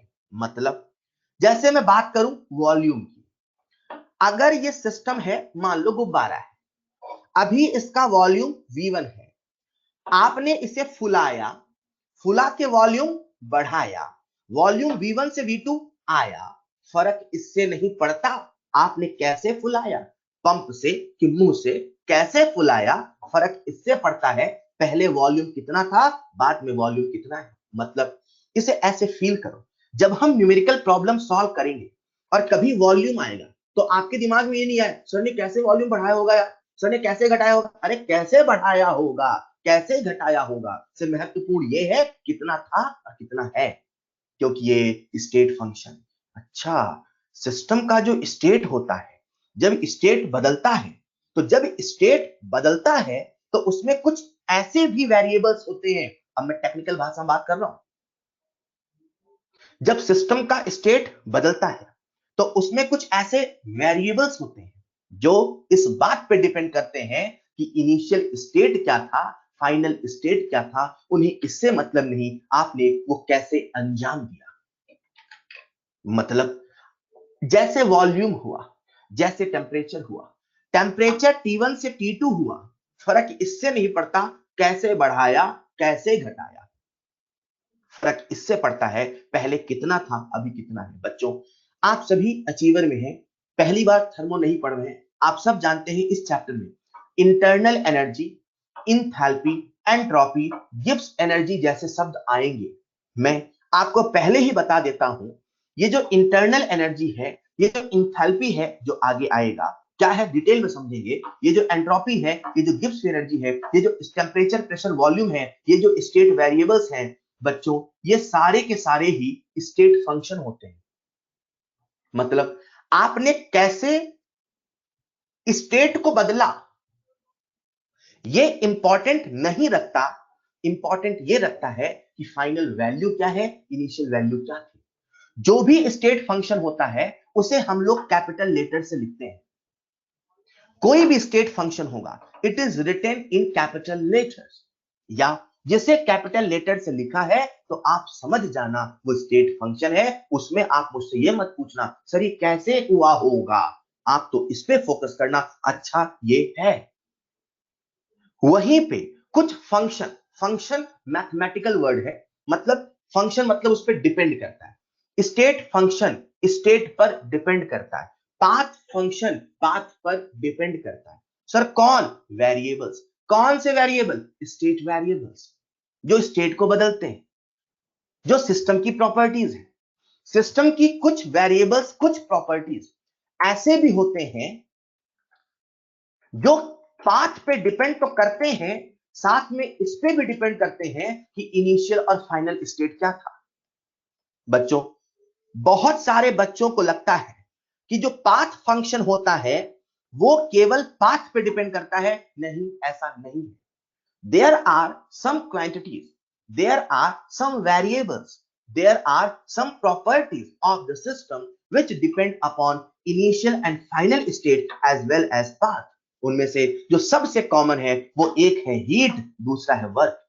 मतलब अगर मैं आपसे कहता कि यहां का वॉल्यूम V1 है, यहां का वॉल्यूम V2 है, तो फर्क ये नहीं पड़ता कि मैंने कैसे इसका वॉल्यूम बढ़ाया कि घटाया, फर्क ये पड़ता है V2 कितना V1। लेकिन अगर सिस्टम यहां होता और इस सिस्टम को हमने यहां लाया होता, ये सिस्टम का स्टेट 1 है, ये सिस्टम का स्टेट 2 है, और यहां से यहां लाने के लिए हमने एनर्जी का एक्सचेंज किया होता।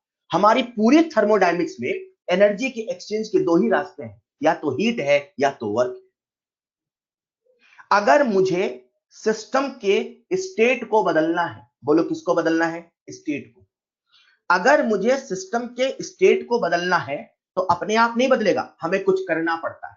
हम जो करते हैं वही प्रोसेस होता है, प्रोसेस में एनर्जी का चेंज होता है। जो एनर्जी का चेंज होता है हमारे इस थर्मो में दो ही तरीके से होता है, या तो हीट से या तो वर्क से। अगर सिस्टम 1 से 2 गया, ले जाने के लिए मैंने इस पर कुछ वर्क किया और मैं कह दूं बेटा वर्क हुआ, तो आप मुझसे ये भी पूछना सर ये बताओ ये वर्क कैसे किया। वर्क हुआ इंपॉर्टेंट नहीं है, इंपॉर्टेंट ये भी है वर्क कैसे हुआ। इनिशियल और फाइनल के साथ साथ तो वो इस बात पे भी डिपेंड करता है कि कैसे किया, किस बात से किया, किस तरीके से अंजाम दिया। या सरल भाषा में अपन ऐसे कहें बेटा, सिस्टम होता है, सिस्टम का स्टेट होता है। जब स्टेट बदलता है तो जो स्टेट वेरिएबल्स होते हैं, जो स्टेट को बदलने वाले होते हैं, उनमें कुछ ऐसे होते हैं जो स्टेट फंक्शन होते हैं, कुछ ऐसे होते हैं जो पाथ फंक्शन होते हैं। कैसे बदलता है, कौन क्यों नहीं बदलता है, प्रेशर का फील आपको आता है, वॉल्यूम का फील आता है, इंटरनल एनर्जी, इंथैल्पी, एंट्रोपी, सब हम आगे बात करेंगे। और तब मैं आपको याद दिलाऊंगा, देखो बच्चों मैंने कहा था एंट्रोपी स्टेट फंक्शन, देखो बच्चों मैंने कहा था इंथैल्पी स्टेट फंक्शन, देखो बच्चों मैंने कहा था वर्क पाथ फंक्शन है। ये डिपेंड करता है आपने कैसे उसे कराया। सिस्टम होगा, उसका स्टेट होगा, वही स्टेट वेरिएबल्स के बदलने से बदलेगा। जब स्टेट वेरिएबल बदलता है, तो स्टेट वेरिएबल जब बदलता है तो कुछ क्वांटिटीज ऐसी होती हैं जो स्टेट फंक्शन होती हैं, और कुछ क्वांटिटीज ऐसी होती हैं जो पाथ फंक्शन होती हैं। मैं बार बार एक शब्द बोल रहा था, अगर आपने गौर किया, सिस्टम की कुछ प्रॉपर्टीज, सिस्टम की कुछ प्रॉपर्टीज। बच्चा मुझसे पूछ सकता है, sir what do you mean by properties of the system? जिस चीज को स्टडी कर रहे हो वो कई चीजों से हो सकती है। फॉर एग्जाम्पल, आप स्टडी कर रहे हो, जिस कमरे में बैठ के आप पढ़ रहे हो, ठीक है, तो जिस कमरे में आप बैठ के पढ़ रहे हो वहां की लाइट एक फैक्टर हो सकता है आपकी पढ़ाई के लिए। आप जिस कमरे में बैठ के पढ़ रहे हो, लेट्स से वहां जो इंटरनेट है वो भी एक फैक्टर हो सकता है आपकी पढ़ाई के लिए। आप अच्छा पढ़ते हो नहीं पढ़ते हो, internet is also one factor. किसी भी चीज को जब हम पढ़ते हैं, किसी भी सिस्टम का जब हम एनालिसिस करते हैं, तो जो भी सिस्टम होता है उसकी अपनी कुछ प्रॉपर्टीज होती है, बहुत सारी हो सकती है। आप किसी सोल्यूशन को पढ़ रहे हो तो उसका कंसंट्रेशन, उसकी एक प्रॉपर्टी हो सकती है। आप लेट्स से फिजिक्स के किसी सिस्टम को पढ़ रहे हो तो हो सकता है वहां पे जो चार्ज है वो उसकी प्रॉपर्टी हो सकती है, वहां जो इलेक्ट्रिक फील्ड है वो प्रॉपर्टी हो सकती है। आप बैटरी को पढ़ रहे हो तो बैटरी का जो ईएमएफ है उसकी प्रॉपर्टी हो सकती है। सिस्टम जब हम पढ़ते हैं तो सिस्टम की अपनी कुछ प्रॉपर्टीज होती है। किसी भी सिस्टम की, किसी भी सिस्टम की जो प्रॉपर्टी है, कोई भी प्रॉपर्टी है, गारंटी है वो दो तरीके की, या तो वो इंटेंसिव है या तो वो एक्सटेंसिव है। सिस्टम होगा, सिस्टम का स्टेट बदलना होगा। जब सिस्टम का स्टेट बदलते हो तो प्रोसेस करना होता है। जब सिस्टम का स्टेट बदलता है तो सिस्टम की अपनी कुछ प्रॉपर्टीज होती हैं। कोई भी प्रॉपर्टी होती है वो दो प्रकार की होती है, या तो इंटेंसिव है, बोलो, या तो एक्सटेंसिव है। इंटेंसिव ऐसी प्रॉपर्टी है जो मैटर पर, जो साइज पर, जो मास पर डिपेंड नहीं करती है। बच्चे इसको ऐसे याद रख सकते हैं, I for independent, I for independent, I for intensive. जो मैटर से इंडिपेंडेंट है, जो मास से इंडिपेंडेंट है, कहने का तात्पर्य है किसी भी सिस्टम की कुछ प्रॉपर्टीज ऐसी हैं जो मैटर पे डिपेंड नहीं करती, वहीं पे कुछ प्रॉपर्टी ऐसी हैं जो क्वांटिटी ऑफ मैटर पे डिपेंड करती है। जो क्वांटिटी ऑफ मैटर पे डिपेंड करती हैं, सिस्टम में प्रेजेंट है, उन्हें हम लोग कहते हैं एक्सटेंसिव प्रॉपर्टी। सर इसे एग्जांपल से समझाओ ना। मान लीजिए ये बॉटल में रखा पानी है, पानी का टेम्परेचर है, हम पानी को स्टडी करना चाहते हैं, तो उस पानी के कई सारे प्रॉपर्टी हो सकते हैं। उसका टेम्परेचर हो सकता है, उसका वेट हो सकता है, पानी के कितने मोल है ये हो सकता है। अगर मैं इस सिस्टम के अंदर रखे पानी के टेम्परेचर, जो कि एक प्रॉपर्टी है और वो स्टेट वेरिएबल भी है, स्टेट वेरिएबल प्रॉपर्टीज हो सकते हैं, प्रॉपर्टीज स्टेट वेरिएबल हो सकते हैं, नहीं भी हो सकते हैं। टेम्परेचर बदलेगा तो सिस्टम का स्टेट बदलेगा। मजे की बात है, सिस्टम की प्रॉपर्टी भी तो टेम्परेचर है। सिस्टम कैसा है, ठंडा है कि गर्म है, अरे टेम्परेचर तो डिसाइड करेगा, तो सिस्टम की प्रॉपर्टी हुई नहीं? हाँ है। बॉटल में रखा पानी है, ये जो पानी का टेम्परेचर है वो T है। अगर मैं आधा पानी ले लूं, अगर मैं 1/4 पानी ले लूं, अगर मैं एक बूंद पानी ले लूं, तो क्या टेम्परेचर बदलेगा? नहीं। मतलब इस बॉटल में रखे पानी की एक प्रॉपर्टी टेम्परेचर है, जो कितना पानी लेते हो पर डिपेंड नहीं करता है। मतलब जो टेम्परेचर है वो इंटेंसिव है। बच्चों मुझे उम्मीद है आप सब बड़े ध्यान से सुन रहे हो। हाँ सर ये तो हमें पता है कि जो मैटर पे डिपेंड नहीं करता वो इंटेंसिव है, हमें पता है जो क्वांटिटी ऑफ मैटर पे डिपेंड करता है वो एक्सटेंसिव है। एक्सटेंसिव हुआ या इंटेंसिव हुआ, ये सिस्टम की प्रॉपर्टीज है। जो सिस्टम की प्रॉपर्टी नहीं है वो इंटेंसिव एक्सटेंसिव की कैटेगरी में नहीं है। अच्छा, intensive and extensive are the word used for properties of system. जो सिस्टम का नहीं है वो इंटेंसिव एक्सटेंसिव कैटेगरी में नहीं है। Intensive properties, extensive properties are used for system. जैसे मैं बात करूं वॉल्यूम की, थोड़ा अमाउंट लोगे थोड़ा वॉल्यूम होगा, ज्यादा अमाउंट लोगे ज्यादा वॉल्यूम होगा, volume is an extensive property. मैं बात करूं मास की, थोड़ा अमाउंट लोगे कम मास होगा, ज्यादा अमाउंट लोगे ज्यादा मास होगा, mass is an extensive property. मैं बात करूं हीट कैपेसिटी की, अभी आप नहीं जानते हो, जब मैं पढ़ाऊंगा तब समझ जाओगे क्या है। और देखना ये सारे टर्म आएंगे, ये सारे टर्म थर्मल आएंगे, तो जो आते जाएंगे अपन बात करते जाएंगे, बोले बेटा ये क्या है, कैसे है, and all that. Heat capacity का मतलब होता है amount of heat required to raise the temperature of a substance by 1 degree Celsius.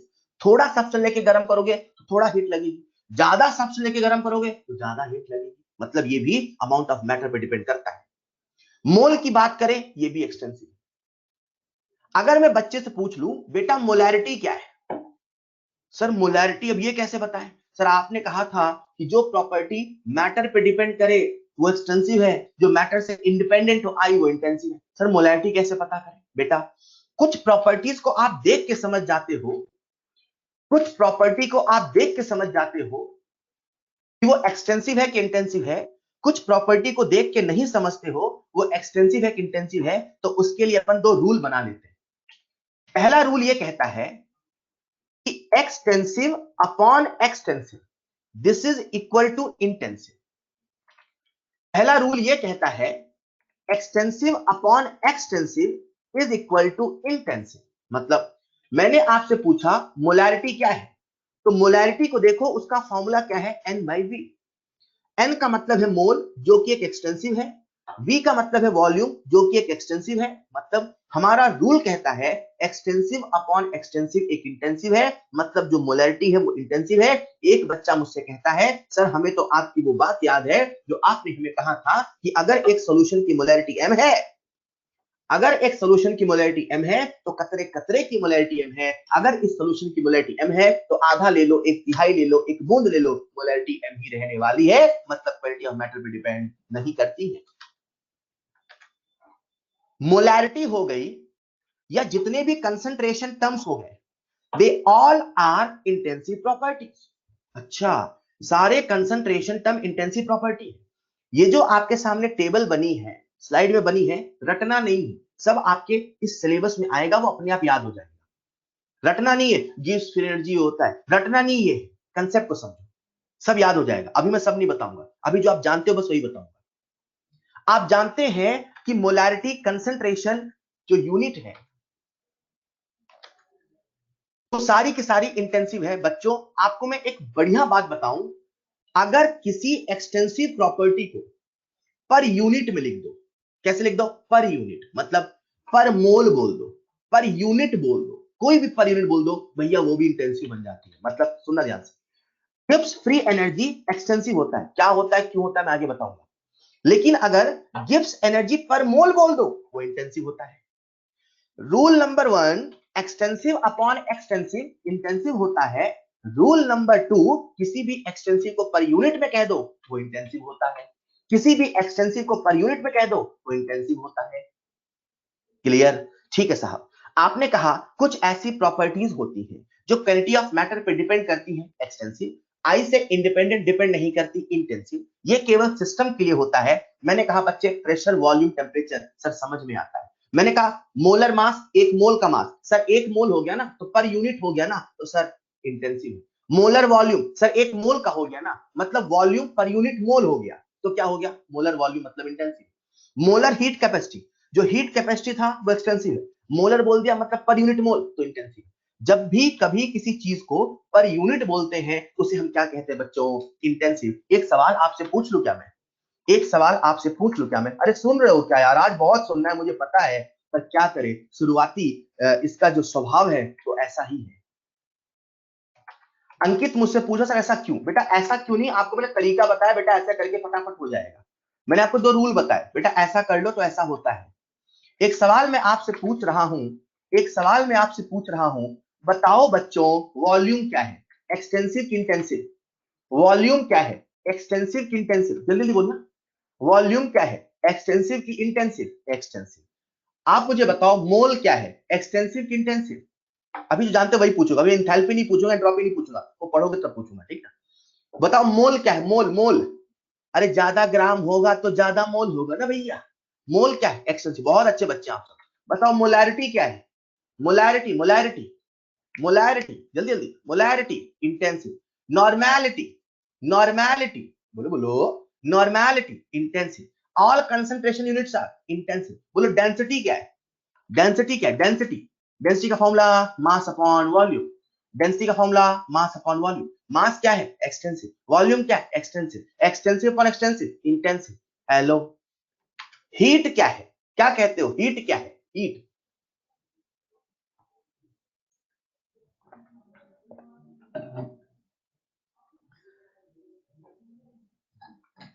बहुत सारे बच्चे हीट को भी एक्सटेंसिव की कैटेगरी में रखते हैं। आपको मैं बता दूं, heat and work can not be classified as intensive और extensive as they are not property of the system. Heat और वर्क को आप एक्सटेंसिव और इंटेंसिव की कैटेगरी में नहीं रख सकते, क्योंकि हीट किसी सिस्टम का नहीं होता, वर्क किसी सिस्टम का नहीं होता, हीट सराउंडिंग का भी नहीं होता, वर्क सराउंडिंग का भी नहीं होता। सर ये हीट और वर्क क्या होता है? सिस्टम होगा, सिस्टम की प्रॉपर्टीज होंगी, उनमें से कुछ एक्सटेंसिव होंगी, उनमें से कुछ इंटेंसिव होंगी। जो सिस्टम की प्रॉपर्टीज होती हैं, ये जो सिस्टम की प्रॉपर्टीज होती हैं, केवल उन्हीं के लिए एक्सटेंसिव इंटेंसिव इस्तेमाल होता है। जो सिस्टम का नहीं, जो सराउंडिंग का नहीं, वो कभी भी एक्सटेंसिव इंटेंसिव की कैटेगरी में नहीं। सर फिर ये हीट और वर्क होता क्या है? बताता हूं। क्या है हीट वर्क, बताता हूं। उसके पहले आपको मैं एक बड़ी रोचक तथ्य बता रहा हूं। उसके पहले आपसे मैं एक सवाल पूछ रहा हूं। सवाल क्या बच्चों, सुनिएगा ध्यान से। एक सवाल पूछ रहा हूं, पूछ लो क्या, फिर से सवाल। मान लो मेरे पास एक कंटेनर है, इसमें मोल N1 है। मान लो मेरे पास एक दूसरा कंटेनर है, इसमें मोल N2 है, गैस के। दोनों को मिला दिया, बताओ नए कंटेनर में कितने मोल आएंगे? What is the total mole? बोलो, what is the total mole? बोलो बेटा। हर्षित मुझसे पूछ सर क्या क्वेश्चन एग्जाम में आएंगे? ओ बेटा, टोटल मोल बोलो कितने, टोटल मोल कितने? Sir N1 plus N2। वाह बहुत टैलेंटेड है आप सब। ये बताओ मोल एक्सटेंसिव है कि इंटेंसिव है? ये बताओ मोल एक्सटेंसिव है कि इंटेंसिव है? सर मोल एक्सटेंसिव है। मतलब आप सभी जानते हैं मोल एक्सटेंसिव है। मजे की बात यह है, मोल एक्सटेंसिव ये जानते नहीं थे, फिर भी आपने अपने अंदर की आवाज से मोल को जोड़ दिया। लेकिन मान लो सवाल ऐसा नहीं ऐसा होता बच्चों। मान लेते हैं हमारे सामने एक कंटेनर, एक सॉल्यूशन है, उसमें जो सॉल्यूशन रखा है उसकी मोलैरिटी M1, वॉल्यूम V1 है। मान लो दूसरा सॉल्यूशन है, इसमें एक सॉल्यूशन, उसकी मोलैरिटी M2, वॉल्यूम V2 है। मैं दोनों को मिला के एक नया सॉल्यूशन बनाया, वॉल्यूम V1 प्लस V2 आया। बताओ इसकी मोलैरिटी कितनी होगी? बताओ इसकी मोलैरिटी कितनी होगी? बताओ इसकी मोलैरिटी कितनी होगी? बताओ इसकी मोलैरिटी कितनी होगी? बताओ इसकी मोलैरिटी कितनी होगी? हाँ सेम टाइप के सॉल्यूशन है ऑब्वियसली, एसिड बेस नहीं है भैया। हाँ नहीं, जो बच्चा ध्यान सुन रहा है उसका तो बनता कुछ है। सर अलग अलग सॉल्यूशन है कि सेम? भैया मैं पहले बता चुका हूँ। मान लो सेम टाइप के सॉल्यूशन है, मान लो एसिड एसिड है यार, मान लो बेस बेस है यार। अब बताओ नए सॉल्यूशन की मोलैरिटी क्या होगी? सभी बच्चे जानते हैं वो M1 प्लस M2 तो नहीं कहने वाले, मोलैरिटी को सीधे पकड़ के नहीं जोड़ने वाले। मोल को आपने सीधे पकड़ के जोड़ दिया, मोलैरिटी को सीधे पकड़ के जोड़ नहीं सकते हैं। तो सर फिर क्या करेंगे? बेटा ऐसे सोचो ना, ये जो पहला कंटेनर है इसके मोल N1 है, ये जो दूसरा कंटेनर है इसके मोल N2 है। मोलैरिटी को जोड़ नहीं सकते, पर मोल को तो जोड़ सकते हैं ना। सही बात है।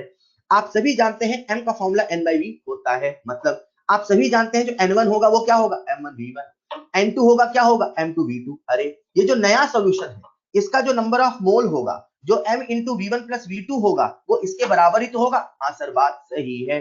हम मोल को जोड़ सकते हैं क्योंकि वो एक्सटेंसिव है। हम मोलैरिटी को जोड़ नहीं सकते हैं सर, फिर क्या करेंगे बेटा? ऐसे सॉल्व करेंगे। मैं आपको जो फैक्ट बताने वाला था वो ये है, एक्सटेंसिव प्रॉपर्टीज जो होती हैं, एक्सटेंसिव प्रॉपर्टीज जो होती हैं उसमें अलजेब्रा के सारे नियम चलते हैं, लेकिन जो इंटेंसिव प्रॉपर्टी होती है उसमें अलजेब्रा के नियम नहीं चलते। Algebraic laws, algebraic laws sir ये क्या होते हैं? अरे वही जो आप जानते हो, जोड़ना, घटाना, मल्टीप्लाई करना, डिवाइड करना यार। Algebraic laws are not applicable, algebraic laws are not applicable for intensive properties. Intensive property में अलजेब्रा के नियम न लगाना, जो आप जानते हो वो नहीं लगाना, उसे हम लोग एक्सटेंसिव के फॉर्म में बदलते हैं और फिर वही करते हैं जो हमें करना होता है। मतलब हम मोलैरिटी को जोड़ नहीं सकते थे, पर मोलैरिटी से हमने मोल सोचा क्योंकि हम मोल को जोड़ सकते हैं, फिर मोल को जोड़ा, अपने आप मोलैरिटी आ गई। मैं ये लाइन कई बार इस चैप्टर में रिपीट करूंगा, देखना आपको याद हो जाएगी। अभी तो मैंने आपके जहन में ये कंसेप्ट डालना चाहा, जो इंटेंसिव होता है उसमें अलजेब्रा का लॉज अप्लाई नहीं होता है। जो आप जानते हो जोड़ने का नियम, जो आप जानते हो घटाने का नियम, वो इंटेंसिव में अप्लाई नहीं होता, वो एक्सटेंसिव में अप्लाई होता है। और जब कभी हमें इंटेंसिव को सॉल्व करना होता है तो पहले उसे हम एक्सटेंसिव के फॉर्म में कन्वर्ट करते हैं और फिर उसमें अपने अलजेब्रा के लॉज को लगाते हैं। मोल एक्सटेंसिव है, मोलैरिटी इंटेंसिव है। मोल को जोड़ सकते हैं, मोलैरिटी को सीधे जोड़ नहीं सकते हैं, जैसा हम जानते हैं वैसा नहीं कर सकते। तो पहले हमने मोलैरिटी से मोल को सोचा, पहले हमने इंटेंसिव से एक्सटेंसिव को बदला और फिर हमने एक्सटेंसिव को ऐड करके मोलैरिटी को बताया। बच्चों, इंटेंसिव प्रॉपर्टी में अलजेब्रा के नियम नहीं चलेंगे। ऑलराइट, सिस्टम होगा, सिस्टम की प्रॉपर्टीज होंगी, कभी इंटेंसिव कभी एक्सटेंसिव होंगी। एक्सटेंसिव में अलजेब्रा के सारे नियम चलेंगे, इंटेंसिव में नहीं चलेंगे। बेटा, जो सिस्टम होता है, सिस्टम का अपना एक स्टेट होता है। मैं शुरू से चल रहा हूं। यूनिवर्स बड़ा नहीं, बहुत छोटा होता है धर्मों की नजर में। एक सिस्टम, एक सराउंडिंग होता है। सिस्टम सराउंडिंग को सेपरेट करने वाला बाउंड्री होता है। आपको बोलना है, सिस्टम सराउंडिंग को सेपरेट करने वाला बाउंड्री होता है। सिस्टम का अपना एक स्टेट होता है। स्टेट स्टेट वेरिएबल के रूप में लिखा जाता है। जब स्टेट वेरिएबल बदलता है तो सिस्टम का स्टेट बदलता है। सिस्टम का स्टेट बदलने के लिए, सिस्टम का स्टेट बदलने के लिए हमें स्टेट वेरिएबल को बदलना होगा। सिस्टम का स्टेट बदलने के लिए सिस्टम को एनर्जी एक्सचेंज करना होगा, कभी देना तो कभी लेना होगा। जब हम सिस्टम में एनर्जी एक्सचेंज कराते हैं उसे कहते हैं हमने प्रोसेस कराया। क्या कराया? प्रोसेस। सर प्रोसेस होता क्या है? सिस्टम के स्टेट को बदलना। सिस्टम के स्टेट को बदलने के लिए हमें कुछ प्रोसेस करना होगा। So what is process? Process is something which is performed to change state of system. अच्छा, हम जो कुछ करते हैं वही प्रोसेस होता है। सर हम क्या करते हैं? हम क्या करना चाहते हैं? हम सिस्टम के स्टेट को बदलना चाहते हैं। सर हम क्यों बदलना चाहते हैं? सिस्टम के स्टेट को बदल के ही तो उसकी स्टडी करोगे। जो सिस्टम का स्टेट बदलना होता है उसके लिए हमें कुछ प्रोसेस करना होता है। बच्चों, आप सभी जानते हैं, अगर कभी कोई सिस्टम है तो सिस्टम का स्टेट वेरिएबल है, वो प्रेशर है, वो वॉल्यूम है, वो टेम्परेचर है, वो मोल है। अगर मुझे सिस्टम का स्टेट बदलना है, मतलब मुझे स्टेट वेरिएबल को बदलना है, मतलब मुझे कुछ प्रोसेस करना है, मतलब जब मैं प्रोसेस करूंगा हो सकता है टेम्परेचर ना बदला हो सकता है वॉल्यूम ना बदला हो सकता है प्रेशर ना बदला हो सकता है मोल ना बदला हो सकता है चारों बदले हो सकता है चारों ना बदला हो। जब चारों नहीं बदला तो आपने कुछ नहीं किया। एनर्जी का आदान प्रदान करोगे, कुछ ना कुछ तो बदलेगा ना यार। जब कुछ नहीं बदला तो आपने कुछ नहीं किया।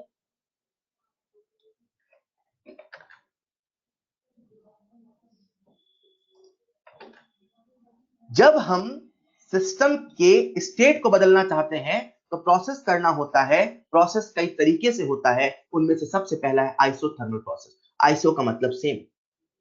ये एक ऐसा प्रोसेस है जब आपने किया तो पूरी प्रोसेस के दौरान, हेलो, ये एक ऐसा प्रोसेस है, ये ऐसा करने का तरीका है, जब आपने किया तो पूरी प्रोसेस के दौरान जो टेम्परेचर था वो कांस्टेंट था। पूरी प्रोसेस के दौरान मतलब डेल्टा टी कितना हुआ, 0। बच्चों डेल्टा का एक ही मतलब होता था, T final minus T initial. Delta का मतलब क्या होता है, चेंज ना, तो चेंज हो गया T final minus T initial, वो कितना है, 0।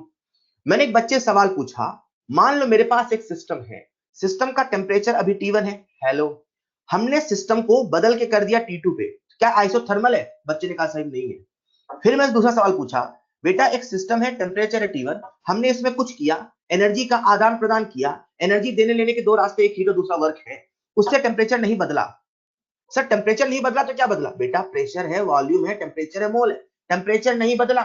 और हम लेके चल रहे हैं क्लोज सिस्टम, हम क्या लेके चल रहे हैं, क्लोज सिस्टम। तो जो क्लोज सिस्टम है उसमें टेम्परेचर भी नहीं बदला, उसमें मोल भी नहीं बदला। तो आइसोथर्मल प्रोसेस ऐसे किया कि उसमें टेम्परेचर नहीं बदला, मोल नहीं बदला। मैंने उस बच्चे से पूछा कि बेटा क्या ये आइसोथर्मल है? बोला हाँ सर आइसोथर्मल है। फिर उससे मैंने एक और सवाल पूछा, बेटा मान लो मेरे पास एक सिस्टम है, उसका टेम्परेचर T1 है, फिर हमने कुछ किया, टेम्परेचर T2 हो गया, फिर हमने कुछ किया, टेम्परेचर T3 हो गया, फिर हमने कुछ किया, टेम्परेचर T1 हो गया, क्या ये आइसोथर्मल है? तो बच्चे ने कहा सर पहले टेम्परेचर T1 था और फिर बाद में भी T1 हो गया, सर डेल्टा T 0 है, आइसोथर्मल है? नहीं, ये आइसोथर्मल नहीं है। आइसोथर्मल प्रोसेस का मतलब है पूरी प्रोसेस के दौरान, through out the process temperature remains constant, initial और फाइनल में नहीं, through out the process temperature remains constant. Clear? तो जब भी मैं बोलूं आइसोथर्मल, उसका मतलब डेल्टा टी 0 मत सोचना, उसका मतलब क्या सोचना, sir temperature remains constant through out the process. Isothermal process हुआ, उसमें टेम्परेचर कांस्टेंट, मोल तो हर वक्त कांस्टेंट है यार। अपन क्लोज सिस्टम लेके चल रहे हैं तो अंदर की चीज बाहर नहीं, बाहर की चीज अंदर नहीं। क्लियर? Clear sir.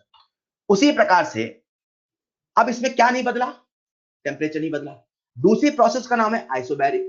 आइसोबैरिक में प्रेशर कांस्टेंट, मोल तो हमेशा ही कांस्टेंट है, पर क्या प्रेशर शुरुआत और अंत में कांस्टेंट था? नहीं sir, pressure remains constant through out the process, pressure remains constant through out the process. Sir pressure constant है, मोल कांस्टेंट, फिर बदला क्या, पीवीटीएन है ना यार, पी और एन कांस्टेंट है, तो बदला क्या, वी और टी, चेंज क्या हुआ, वी और टी। क्लियर? जो ओपन सिस्टम होता है, मतलब कोई ओपन कंटेनर है, ये जो सिस्टम है, इसमें ऊपर का जो एटमॉस्फेरिक प्रेशर है वो कांस्टेंट है।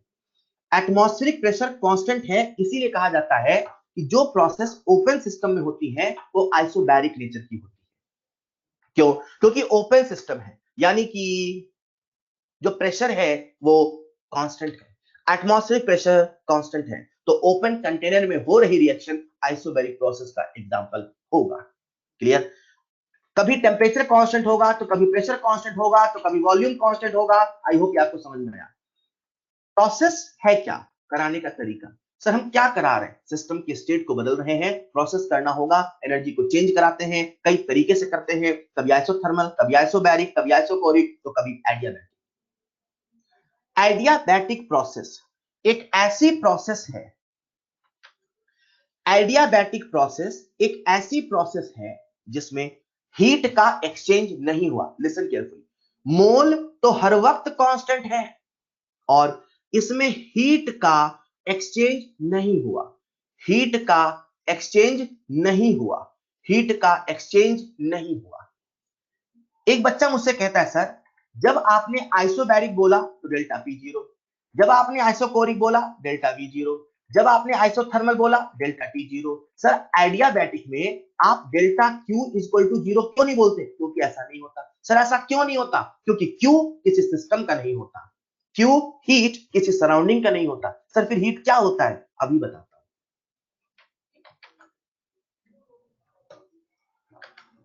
एडियाबैटिक प्रोसेस एक ऐसी प्रोसेस है जिसमें हीट का एक्सचेंज नहीं हुआ, टेम्परेचर बदल सकता है।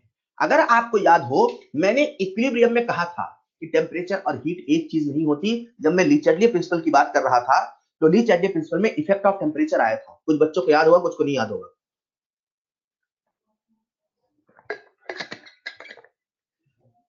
वहां मैंने कहा था कि टेम्परेचर और हीट एक चीज नहीं होती, तो टेम्परेचर के बदलने से के बदलता है, इसलिए रिएक्शन कभी फॉरवर्ड कभी बैकवर्ड होती है।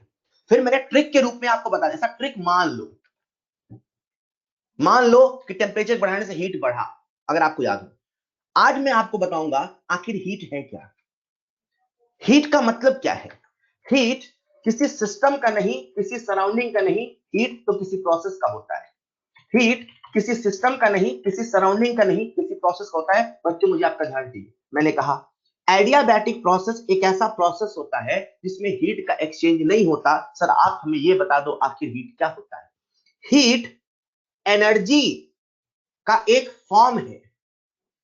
हीट एनर्जी का एक फॉर्म है। हीट खुद एनर्जी नहीं है। हीट एनर्जी का एक फॉर्म है, खुद एनर्जी नहीं है।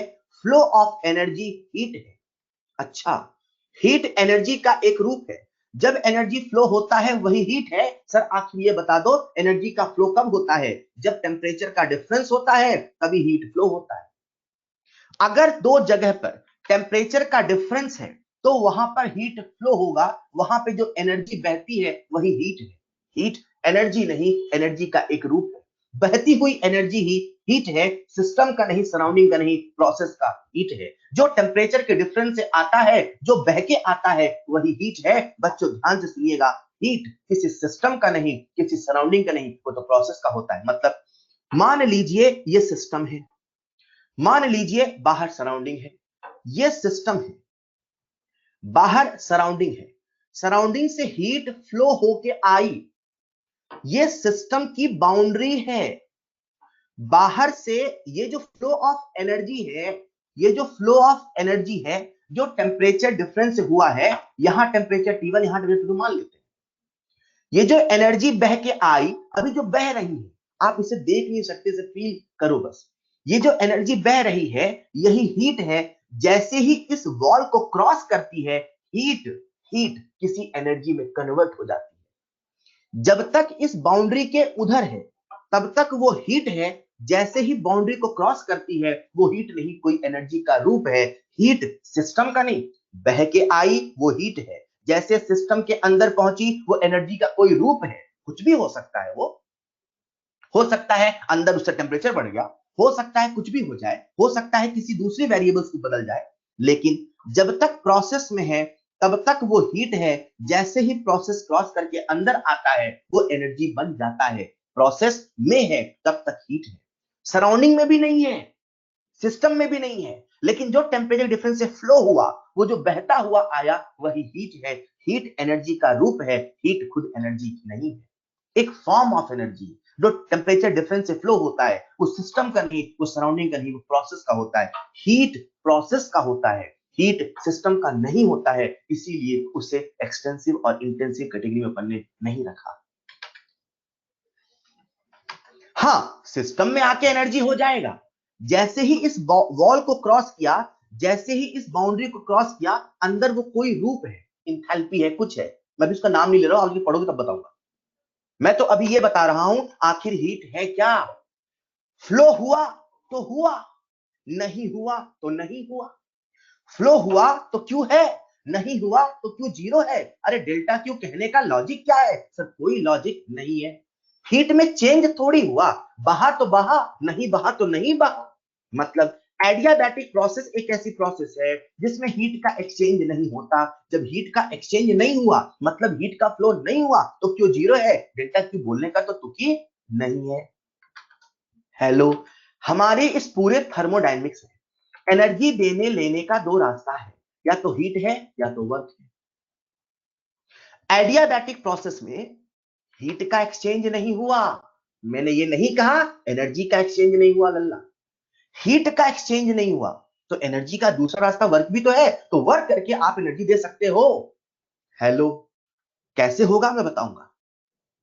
एडियाबैटिक प्रोसेस एक ऐसी प्रोसेस है जिसमें क्यू जीरो होती है, डेल्टा क्यू जीरो जैसी कोई चीज नहीं होती है, क्योंकि हीट सिस्टम का नहीं, सराउंडिंग का नहीं, प्रोसेस का होता है। क्लियर? अब सिंपल सी बात है, सर आखिर हीट क्यों फ्लो होके नहीं आई? क्योंकि उसकी जो वॉल है वो इंसुलेटेड है ना, आने नहीं दे रही हीट यार। टेम्परेचर का डिफरेंस होगा, हीट तो आना चाहिए, पर आने नहीं दे रही, मतलब वॉल कैसी है? इंसुलेटेड। क्लियर? अगर सिस्टम के स्टेट को बदलना है तो प्रोसेस करना होगा। प्रोसेस कई तरीके से होता है, आइसोथर्मल, आइसोबैरिक, आइडियाबैटिक होता है। तो कभी कभी प्रोसेस साइक्लिक भी होता है। साइक्लिक कहने का मतलब है कि जहां पे इनिशियल और final state, initial and final state same है।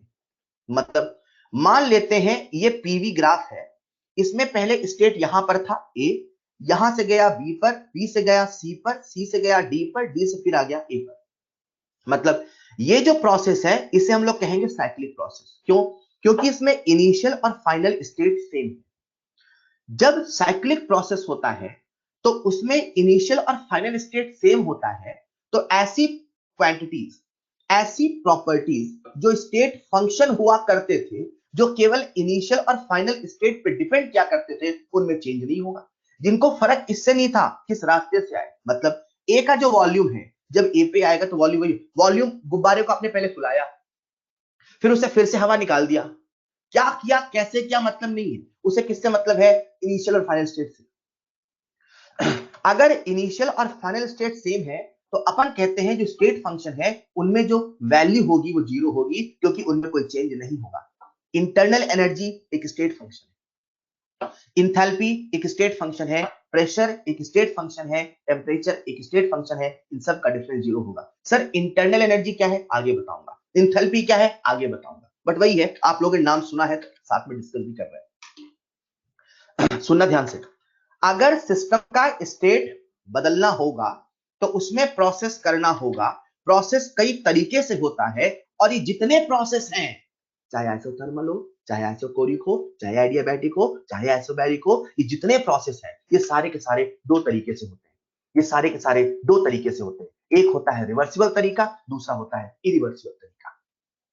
क्लियर? तो अभी अपन यहाँ पे हीट की बात कर रहे थे, तो नेक्स्ट आपके सामने वही हीट की सारी थ्योरी है यहाँ पे। ये जो साइन कन्वेंशन है बता देता हूं। बेटा हम लोग जब थर्मोडायनेमिक्स पढ़ते हैं ना, तो हमारा जो फोकस होता है वो होता है सिस्टम। हमारा फोकस क्या है? सिस्टम। सिस्टम का फायदा हुआ तो अच्छी बात है, सिस्टम का नुकसान हुआ तो बुरी बात है। अगर हीट फ्लो होके सिस्टम की तरफ आई, अगर हीट फ्लो होके सिस्टम की तरफ आई, मतलब ऑन द सिस्टम, ठीक है? तो हीट फ्लो जब सिस्टम की तरफ आई तो सिस्टम का क्या हुआ? भला। सिस्टम का भला हुआ तो अपन कहेंगे वो हीट पॉजिटिव है। इस केस में जो Q होगा वो कितना होगा? पॉजिटिव होगा। सिंपल सी बात है, जब हीट फ्लो होके आई तो सिस्टम को मिली ना यार, तो सिस्टम को मिली तो बढ़ी की घटी? सर बढ़ गई, क्योंकि हम पढ़ किसको रहे? सिस्टम को। हमारा पॉइंट ऑफ फोकस क्या है? सिस्टम। ठीक है? अगर मान लीजिए वहीं पे कुछ ऐसा होता कि हीट इससे फ्लो होके जाती, अगर सिस्टम से हीट फ्लो हो रही है, मतलब इसे बोलेंगे बाय द सिस्टम। क्या बोलेंगे? By the system. अगर बाय द सिस्टम है तो अपन यहां पे बोलेंगे Q क्या होगा बच्चों? निगेटिव। राइट? Q क्या होगा? निगेटिव। हीट हमारे लिए इस पूरे थर्मोडायनेमिक्स में जो हमारा फोकस है वो सिस्टम। सिस्टम का भला होगा तो पॉजिटिव, सिस्टम का नुकसान होगा तो नेगेटिव। यही बात मैं बार बार कहूंगा। आप ये मत कहना सर वहां कन्वेंशन ऐसा, यहां कन्वेंशन ना। हमारा लॉजिक क्या है? सिस्टम। सिस्टम का भला हुआ तो पॉजिटिव, सिस्टम का नुकसान हुआ तो negative. On the system positive, by the system negative. System को एनर्जी मिली तो पॉजिटिव, सिस्टम से एनर्जी गई तो नेगेटिव। सिस्टम को एनर्जी कैसे भी मिली, एनर्जी का देने लेने का दो ही रास्ता है, या तो हीट या तो वर्क। चाहे हीट से एनर्जी दो, चाहे वर्क से एनर्जी दो, अगर सिस्टम को एनर्जी मिलेगी तो पॉजिटिव, अगर सिस्टम से एनर्जी जाएगी तो नेगेटिव। क्लियर? आप सबको एनर्जी की यूनिट याद होती है, फिर भी अगर किसी बच्चे को नहीं याद है एक बार याद कर लेना। कैलोरी, लीटर, एटीएम, जूल, इन सब में क्या रिलेशन होता है? राइट? तो मैं आपसे बात कर रहा था सिस्टम की, सिस्टम की प्रॉपर्टीज की। बीच में एक टर्म आ गया हीट, उसको समझ लिया। मैंने कहा जितने भी प्रोसेस है इन सबको करने का दो तरीका होगा, एक होगा रिवर्सिबल, एक होगा इरिवर्सिबल। ये क्या होता है मैं नेक्स्ट क्लास में बताऊंगा। अभी आज मैंने आपको जो पढ़ाया प्लीज उसे रिवाइज जरूर करेंगे, ताकि नेक्स्ट क्लास में जो सबसे इंपॉर्टेंट चीजें आनी शुरू होंगी उनको हम समझ पाए। ऑलराइट? आज की क्लास में बहुत सारे थ्योरी के टर्म्स थे, तो थ्योरी के टर्म्स थे तो अपन ने इनको एक बार समझना है ध्यान से। ठीक है? That's all for today. मैं आपको क्लास का हैंड आउट देता हूं। अभी टाइम है क्या कि हो चुका है टाइम? ओके, मेरे ख्याल से अभी अपन ठीक है, अभी आपकी क्लास भी होगी दूसरी ना, तो आज अभी इतना ही करते हैं। नेक्स्ट क्लास में आपको मैं स्टार्ट करेंगे रिवर्सिबल इरिवर्सिबल से। ठीक है? आपको मैं क्लास का हैंड आउट देता हूँ बेटा। Alright, that's all for today. Thermodynamics में एक चीज आप गौर करना, क्लास नहीं छूटनी चाहिए किसी कीमत पे। क्लास नहीं छूटनी चाहिए, मतलब अनटिल अनलेस बहुत जरूरी हो, कभी इंटरनेट नहीं है तो ठीक है, पर कोशिश करो आप हमारे साथ ही चलोगे। जैसे वहां अपने नियम बनाया कि भैया डेली का हैंड आउट का शॉर्ट नोट चाहिए, यहाँ नियम है क्लास नहीं छूटनी चाहिए किसी कीमत पे। Clear? So that's all for today. मिलते हैं नेक्स्ट क्लास में। Thank you so much. मैं क्लास का हैंड आउट बना रहा हूँ, जिनके पास लिंक है वो जा सकते हैं।